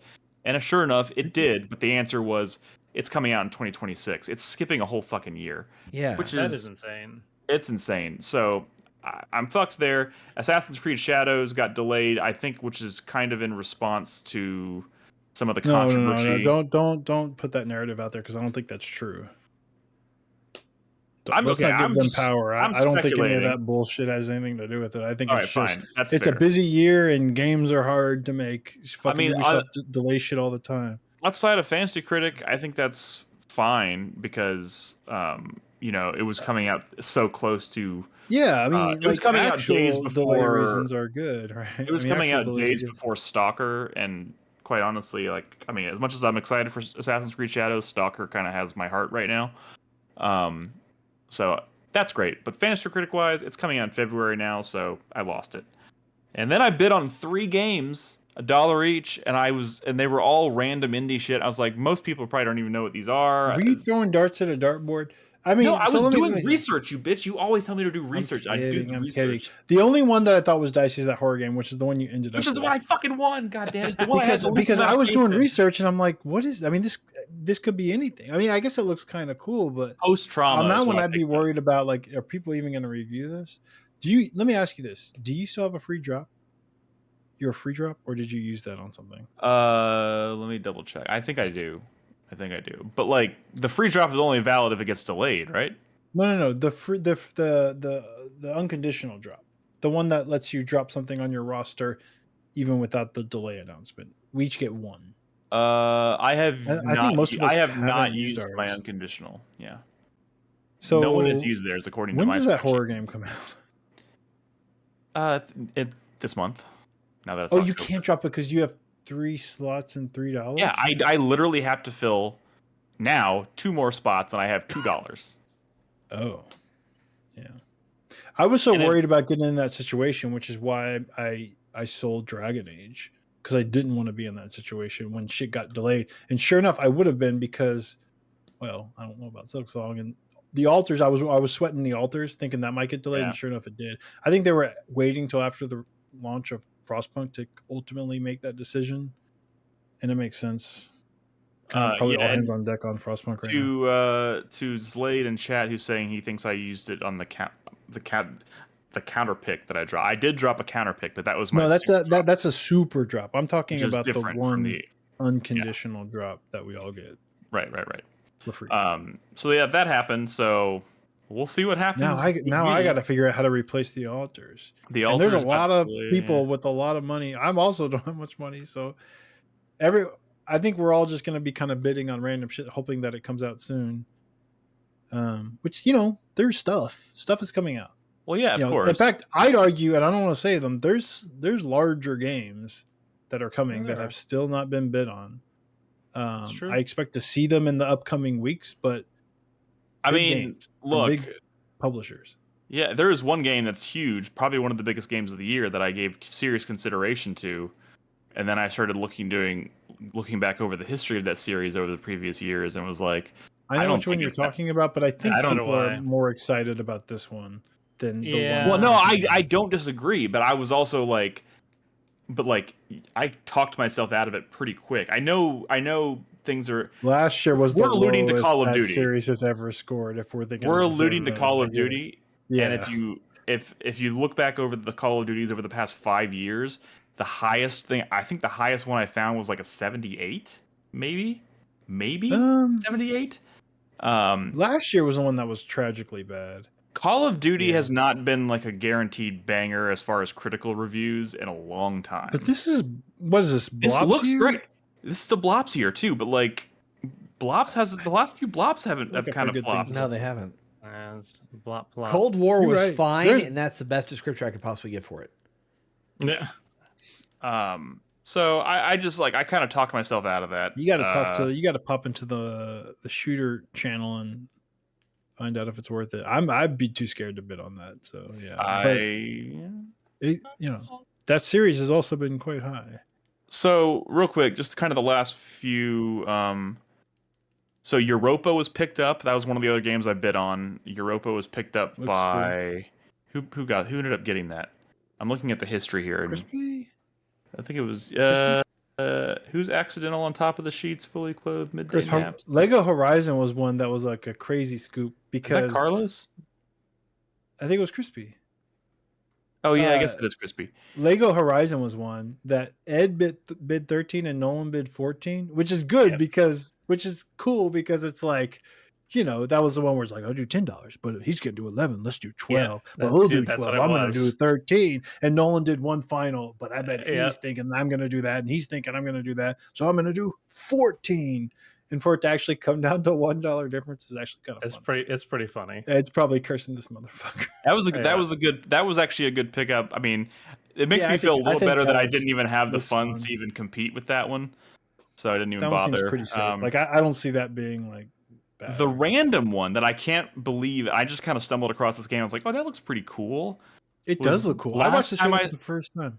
Last time I saw you, and I was like, this feels like a game I can bid on, and no one's gonna know what it is, and I can probably get away with it.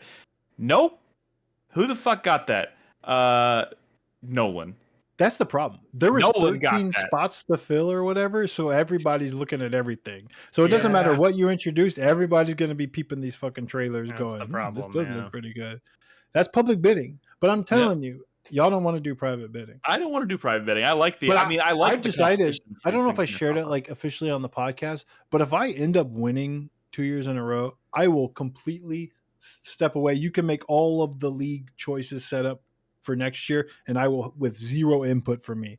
I don't want anybody to think, now I don't want y'all like handicapping me. That's kind of brutal. But I'm saying like, I don't want to be thinking that I'm setting the settings in such a way that benefits me. So I will let y'all set it up with I don't think anybody here realistically thinks that of you, Brad. No, I know, but I still think it's fun to let y'all to like completely remove myself from those negotiations. I know me and you have definitely disagreed about allowing certain things like remakes and shit.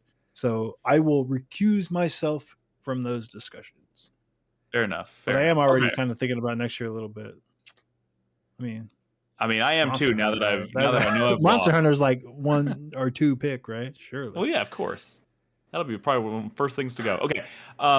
With that, let's go ahead and wrap up with the 4-player minute. I know we're going a little bit long in terms. I just did one segment tonight, so let's just roll right into it. Let's wrap it up.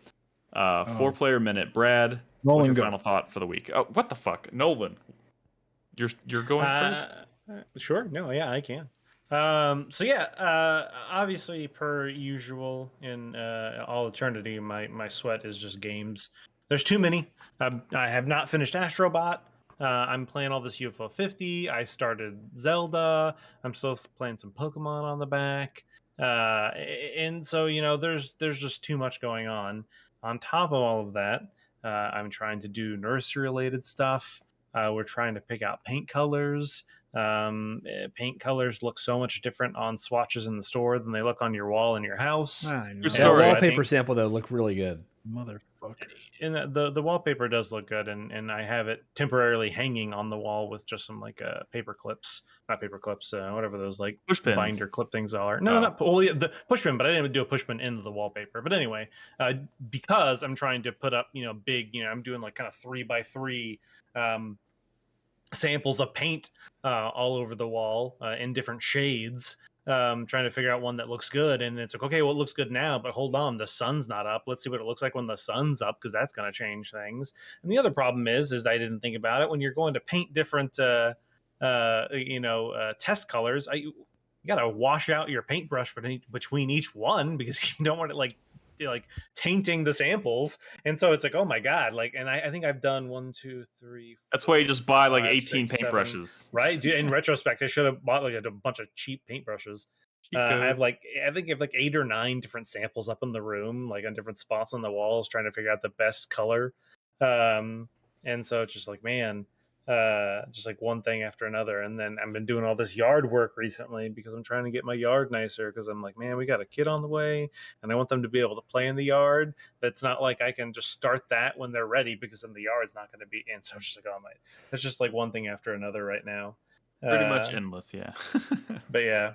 And then Cool. just doing research on car seats and strollers and cribs and trying to figure out all the best stuff to. And don't get me wrong, I'm definitely not trying to buy the most expensive stuff for my kid or anything like that. It's more about like I'm just trying to make sure I'm making a decision I'm not going to regret. Put it that way. My kid doesn't need a $7,000 It's unlimited. Pretty much everything you can buy can go up into Chris Davis territories of mattress. And that's what I have found. And I have found that there are certain cribs that I'm like, I didn't know how much I thought a crib was. But then there are certain ones that, it's like, man, like, and it's like, oh, but this one also, you can, change its orientation or whatever, so it grows with them. So I'm like, maybe it is worth a little more money because then I want to buy something else in the future. Modifying it to becomes a regular bed. Yeah. There's a heavy baby tax on everything you buy because they know that people will, sure. I gotta buy the best for my baby. Yep. But there are certain things, especially when it comes to like clothes and stuff. I'm like, I don't want to spend a lot of money on baby clothes because they grow out of them so fucking quick. And so actually, you get gifted clothes a lot. Well, you do get gifted, but actually, this past week there was an event in town, and I forget what it's called. Just Between Friends. Was what it's called, and essentially think of it like kind of like maybe almost like a Goodwill, but mainly for kid-based stuff. And so it's like essentially people donate stuff to it and then they sell it, but they kind of do it like it's like a mobile thing, so they have small pop-up shops. And so in this case they did it in like a local fire department, or they popped it up. And so we went and we ended up buying a bunch of like smaller clothes and stuff like that, because it's like, oh, this thing's cute, and it's like $3. And I'm like, yeah, I know my baby's gonna grow out of this in like a few months, so I don't mind spending a few bucks on that versus, I don't know. So anyway, there's a lot of stuff. Baby proofing, Slade in chat is asking, no, not yet, because the baby's hopefully not going to be doing anything. That's the thing. Baby proofing doesn't actually need to come with when the baby pops out, but I got a little bit of time before I need to do that. And similarly, it's the same thing with the nursery. I don't need the nursery ready day one. The baby's not going to be sleeping in the nursery. It's going to be in our room. But I think it's more like a symbolic thing that, when you bring the baby home. Yeah, it's a nesting thing. And also, Bernadette can't really do anything in that room until I've done all of that. So yeah, that's hopefully we think we've decided on a paint color. And then hopefully this week gonna go buy that and then potentially be painting the nursery all week. And so it's like one of those things where it's like it's just eating into my gaming time right now. Let me ask, how are your dogs? Are y'all where you live right now? Are they pretty barky? Are they pretty barky? They love gloves. Yeah, they love eating gloves, and then me having to take them to the vet and pay a bunch I mean, of like, money are they to throw hearing the gloves shit up and barking at shit? So no, they do not bark at random shit, just when someone walks past or anything like that. But they do bark a lot at like dinner time or certain times of the day. They will like bark a decent amount, for whatever reason. But they're also like they're huskies, so they're not like it's not like that shrill barking. It's more like woos. But Kato can get pretty loud. But we're hoping that the baby hearing all of this while in utero is getting her used to the barking sounds. And the other thing that I have heard in the countless hours of research I've been doing online that's eating into my gaming time too, is when you bring your baby home from the hospital, do not have a quiet house.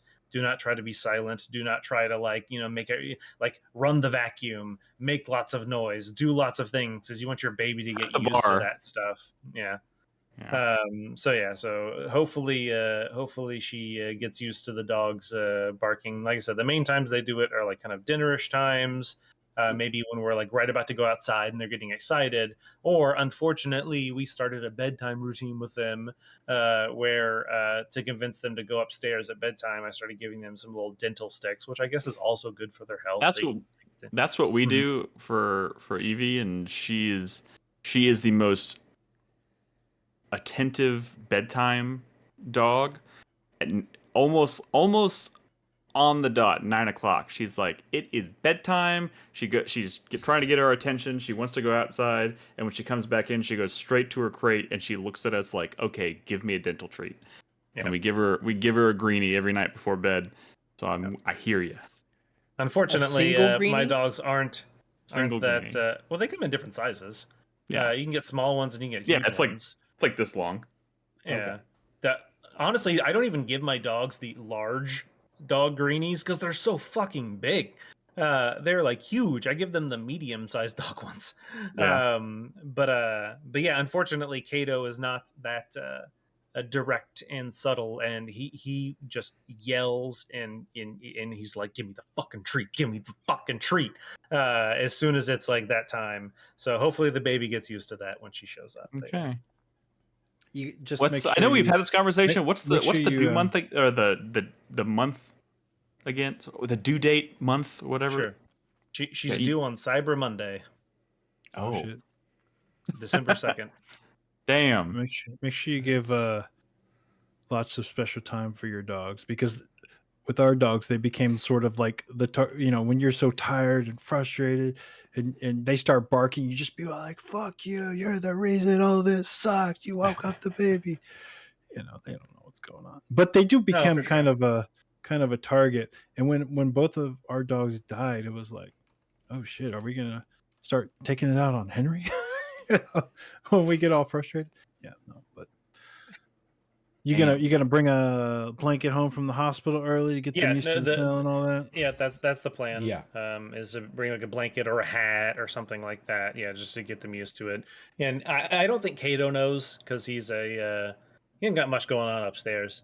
But Butters, I think, definitely can tell that something's going on. One of the very big signs is he's been following Bernadette more so than he used to. Yeah, it seems. And then the Yeah. other thing is he hates the shower. Like, he does not like the shower at all. But now every Who time she does? showers, he's right outside the shower.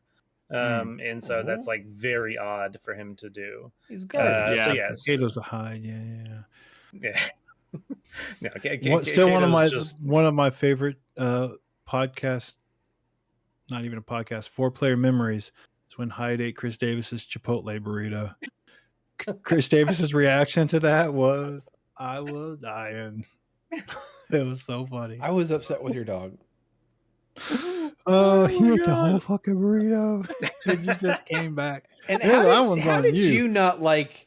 How is that not bad for you at the end of the night? I mean, it was bad for him. He was probably throwing up the rest of that night, but I'm saying, like, it was funny because, like, you just stepped out and you ate a whole fucking burrito, man. That's like, dude, that was like half his size too. Oh my! Wait a second. It was Chipotle burrito. it was a Chipotle burrito. Maybe Freebirds. How did It's a how did he big-ass get it out of burrito, the? though. He didn't eat the aluminum like the No, foil. he had like started eating it. It was just sitting on the desk in the other room. Classic Wow. mistake. My God. Okay.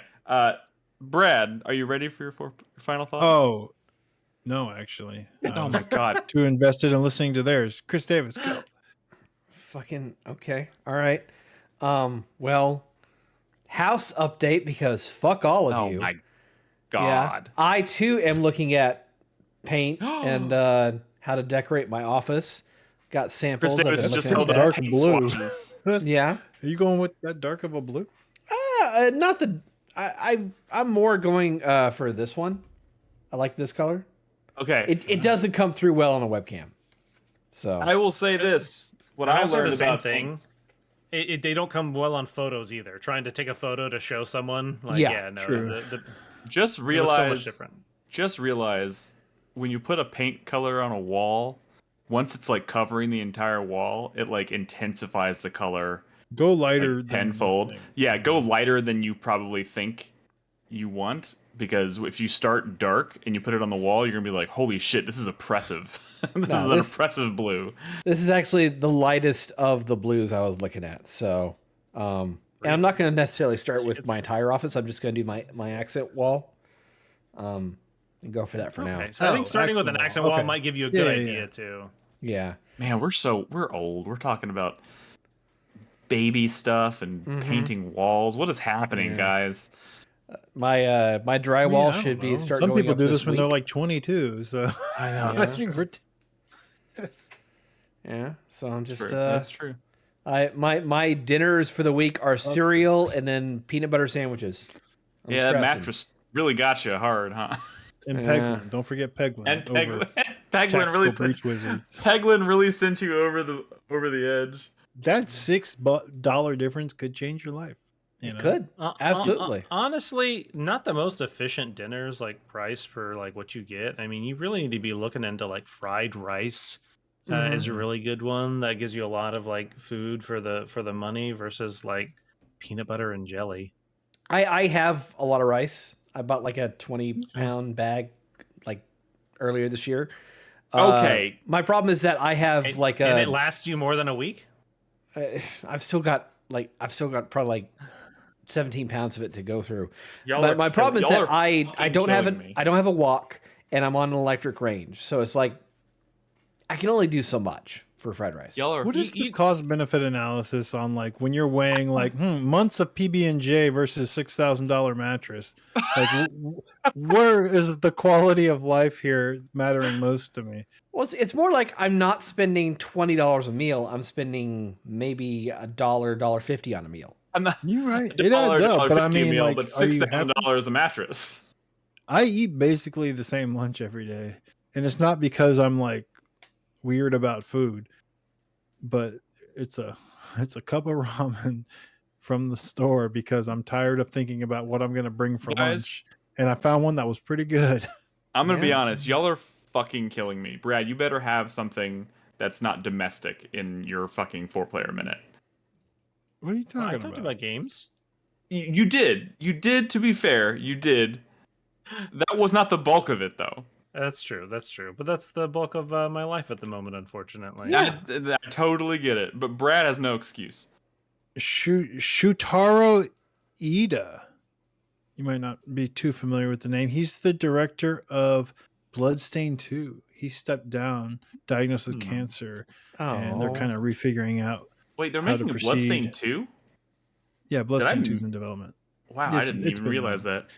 Yeah, so that's sad news. I don't know if it's my 4-player minute, but I'm just kind of scrolling through these topics, and shout out to him, fuck cancer, and hopefully they. Yep, that's going. pretty universal. It is, what's the Suikoden creator earlier this year passed away before the release of Ayuden Chronicle, and it's like, man, what is it about my favorite franchises coming back that were former Konami developed games, and now their creators are passing away? This is horrible.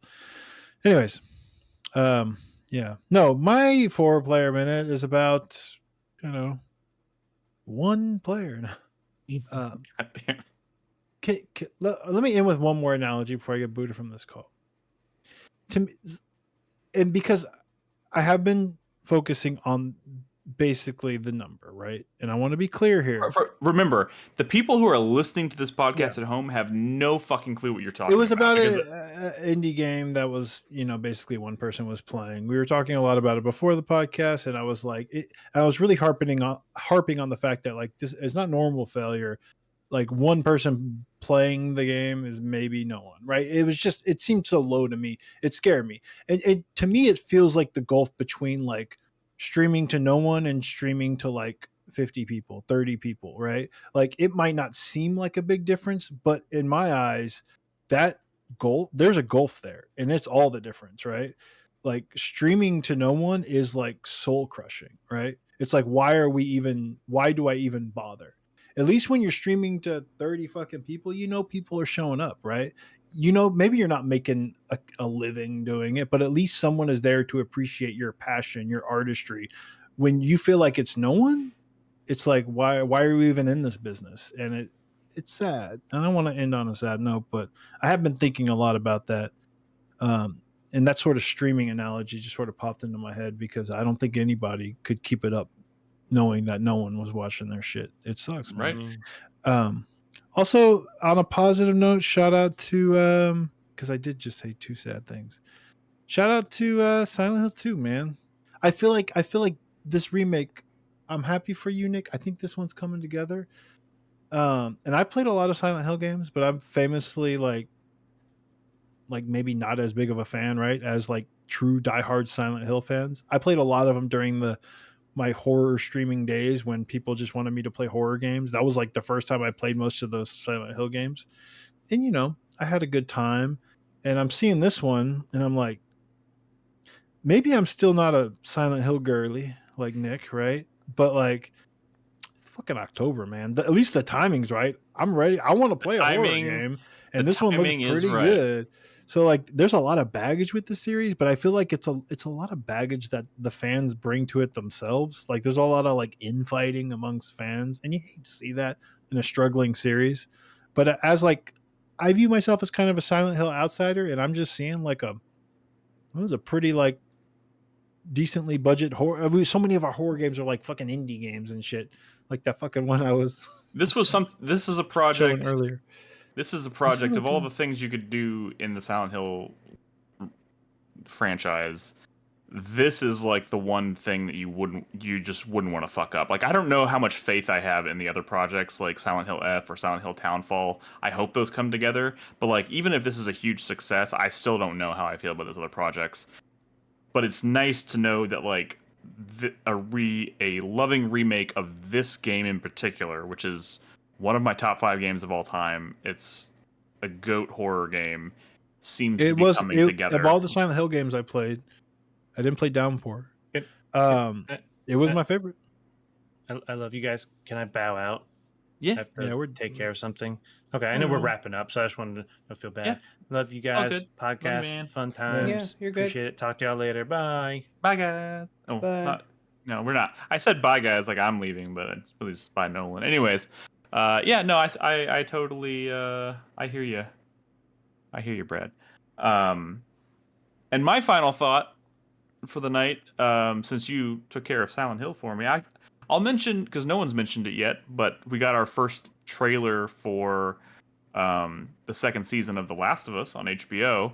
I haven't watched it yet. I didn't watch it. And you haven't watched it yet. No. Trailer's pretty fantastic, and Oh. it's also every Abby shot in the trailer, with the exception of one thing that is obviously a completely original thing that wasn't in the game, is like going. I was just going, oh shit, oh my god, holy fuck, and then it's just because it's all these moments that, obviously people who haven't played the game, doesn't really mean much. It just looks like, oh, it looks like more of The Last of Us. It's great, but like every moment I was like, oh my god, they're doing that. Oh fuck, they're doing that. Holy fuck, they're doing all of this. They're not. I mean, playing golf, right? I mean, all right. Say no more. I'll watch that. It's a good trailer, and I think I have a pretty good grasp on like what I think they're gonna cover in the course of this second season. But the trailer gives you like a first glimpse at like Abby and the Seraphites, the Scars, and just man, and moments, like really big important moments for Ellie and Joel from the game, you get a glimpse of in this trailer, and I was just like, fuck, man, I love that show came together so beautifully. I'm kind of so. I really enjoyed The Last of Us 1 and 2, both those games, a lot. I'm more of like, I feel like in terms of the games, one is a lot. I like maybe the first one more than the second one as a video game. That's fine. But I will say, like, translating like those stories to like television, like I feel like the story of the first one is a lot more like standard zombie fiction story. Yeah, I think it's a lot more. And I think I'm more interested in seeing how they adapt the second game, because there's like much bigger swings. Yeah, much bigger swings. Like I feel like they need to spend at least 4 or 5 episodes before they get to the big moment.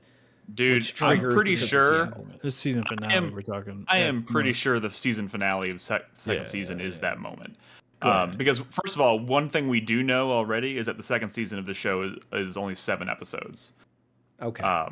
So they're doing a shorter season. It's just short seasons. Man, I hate it. But they've already said they've kind of like mapped it out for at least 2 seasons for the second game, maybe even 3. So, and that if you've played the second game, that makes total sense. And adapt. Look, I don't know what 4-player minute should have been. It was something we didn't cover in fantasy. It came up fantasy. It's not fantasy critic related. Okay, I mean, the not racist. I'm pretty much done. The not racist list, Nick. Let's end on that. with Deca Police being delayed, that was one like shoe-in of like getting the rest of your points. You were like, "Oh, I'm just gonna play." I mean, Deca Police. I was also really interested in Metaphor. I downloaded the demo. So I I started the demo. I didn't want to talk about it because I never finished it. Also, I traumatized Henry. He saw something he probably shouldn't have seen. I warned him it was a grown-up game. Whatever. Anyways, it's pretty like fancy. It's pretty fancy. It's not like it is fantasy world, and I know some people are like, "Oh, I like schools and stuff." I don't know what the fuck they're saying, but like I vibe with like, well, you know, the modern Japan setting. People really vibe with when it comes to Persona. This is like a more like typical like fantasy world, kind of like fantasy anime, fantasy medieval fantasy. Yeah. But it's like, man, it's well presented. Still not fully voice acted, which seems crazy to me. Yeah, I saw your like, message about Union Chronicle can be fully voice acted, but whatever. It seems cool. That's probably the thing I'll spend a lot of time because that save carries over. I'll probably and I hear it's now that Deca Police isn't coming out, I kind of have to play Metaphor if I want to get my not racist card. So you do kind of have to, but I hear it's everyone's saying it's like Persona long.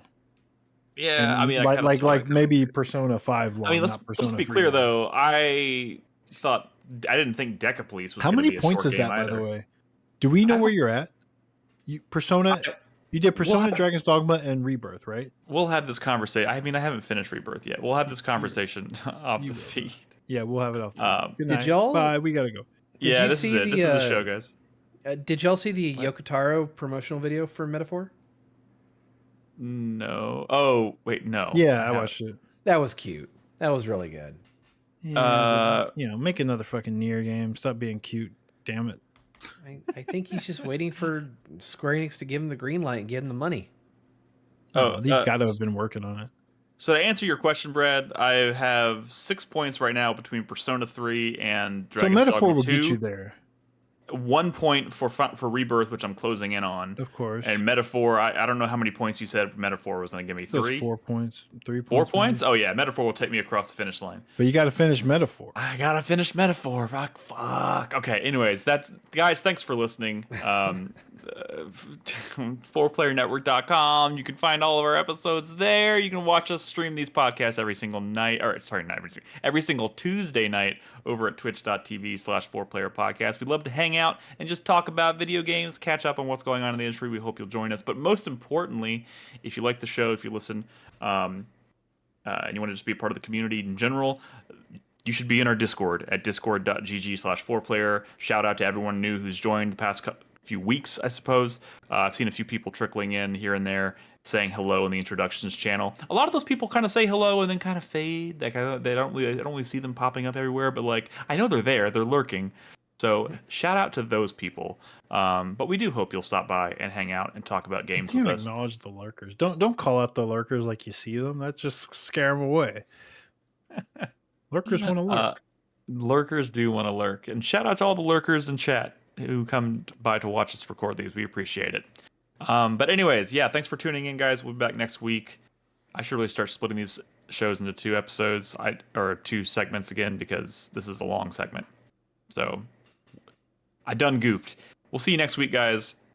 Have a good night. Be good to each other. Play video games. Good night. Bye.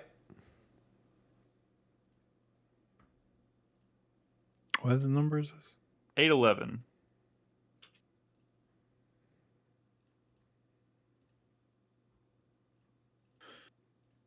What about Stellar Blade? Where's Stellar Blade at in terms of like your faves? It's pretty high on my list right now. I'm trying to decide if I still want to like. There's so many games that I want to go back and finish, and I don't know if Stellar Blade is up there for me. I'm struggling to figure out I'm looking at for the year. I'm looking at my list right now, and there's a couple games. You know what I'm going to play this month, which is perfect that I kind of put off. I'm going to play Outlast Trials. I'm going to do a community night with Outlast Trials because I want to try that game really bad, and it's fucking Halloween. I also did not realize the Plucky Squire is on PlayStation Plus, so I downloaded that. Well, it's not PlayStation Plus; it's PlayStation Extra. PlayStation Net, which I have, so I downloaded that. Haven't started it yet. It's a little weird. No one talked about it, but I mean, it's just I heard the consensus is that maybe it's a little mid. In that the reviews that it got are even maybe higher than it deserves. That's probably just some of the people I follow. I don't know. That one might be a little disappointing, unfortunately, because it looks so beautiful. I mean, you should still try it. You never know. Don't judge a book by its visuals. Yeah, that's true. Yeah. Play UFO 50. Fuck, dude, Dragon Age comes out at the end of this fucking month. Yeah, That there's is big games this year bananas. still to come. Big games this year still to come. Oh, yeah. Crazy. Big Life RPGs. is Strange. Life is Strange is coming out. Why is no one Mario on and Life is Strange? Mario and Luigi. Dude, I thought about that too. That was another one I toyed with. You know why I didn't? Because I went back and looked at the fucking scores of all the Life is Strange games, and they top out at like 80.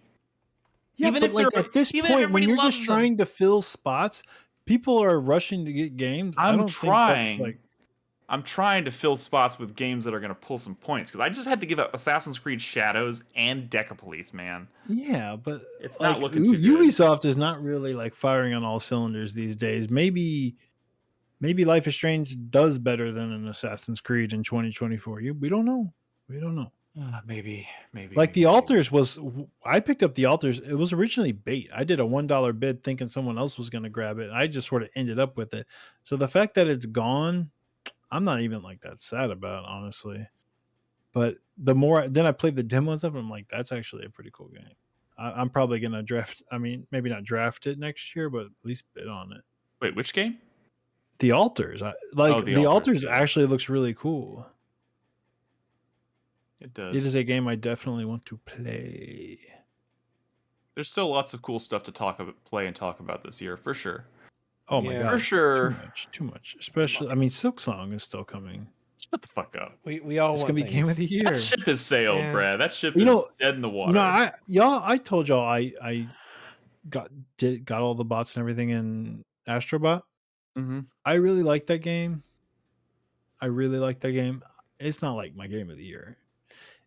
I don't think it's gonna be on the list, but it's probably not gonna be as someone with it on his fantasy critic. I think that game's a little overrated. I still think Rescue Mission is the GOAT Astrobot experience. I do adore it. Like it certainly deserves a 90 plus. A 95 was a bit much. That was a little bit crazy talk. I mean, I don't think it compares to like Mario's best. People are saying, "Oh, I think it's better than Mario Galaxy." It's like, come on, let's not get crazy. It's nice. It's pretty. That's kind of what I mean when I say I feel like Astrobot's the perfect example. People give me shit. It's like I miss a day when Mario and Metroid and Zelda could be like the best looking games you've seen. And I play Astrobot, and what I'm thinking is I miss when this could have been Mario. Because Mario artistry is great. It can never look like that again until they get on like hardware parity. Because Astrobot visually is a fucking stunner. It's crazy. Anyways, it sure is. Yep, I'm bowing out as well. I'm sleepy. Okay. Happy birthday, Chris Davis. Thank you. I'm not kidding. I am going to name the show Happy Birthday, Chris Davis. Because why the fuck not? Sure, I'll take it. That's a fine birthday present. Did you do anything special for your birthday? I went out for dinner with my mom last night with my brother, my mom, and my stepdad. You should have said my brother, and me. I nearly did. Yeah. I didn't mean to do that. Did nothing today. I just sat at home. Actually, no, I'll take it back. I played Metal Gear Solid 3, and I went out to Ramen Tatsuya for dinner. Oh, nice. Yeah. It's always good. myself. Treat yourself. Yeah. So. Cool beans. Well, sorry I forgot. Everyone. It is October seems to 1st. I have did not. This is like the third time today I forgot that it was a new month. I thought we were still in September. Yeah. All right. Well, have a good evening, chat. Have a good evening.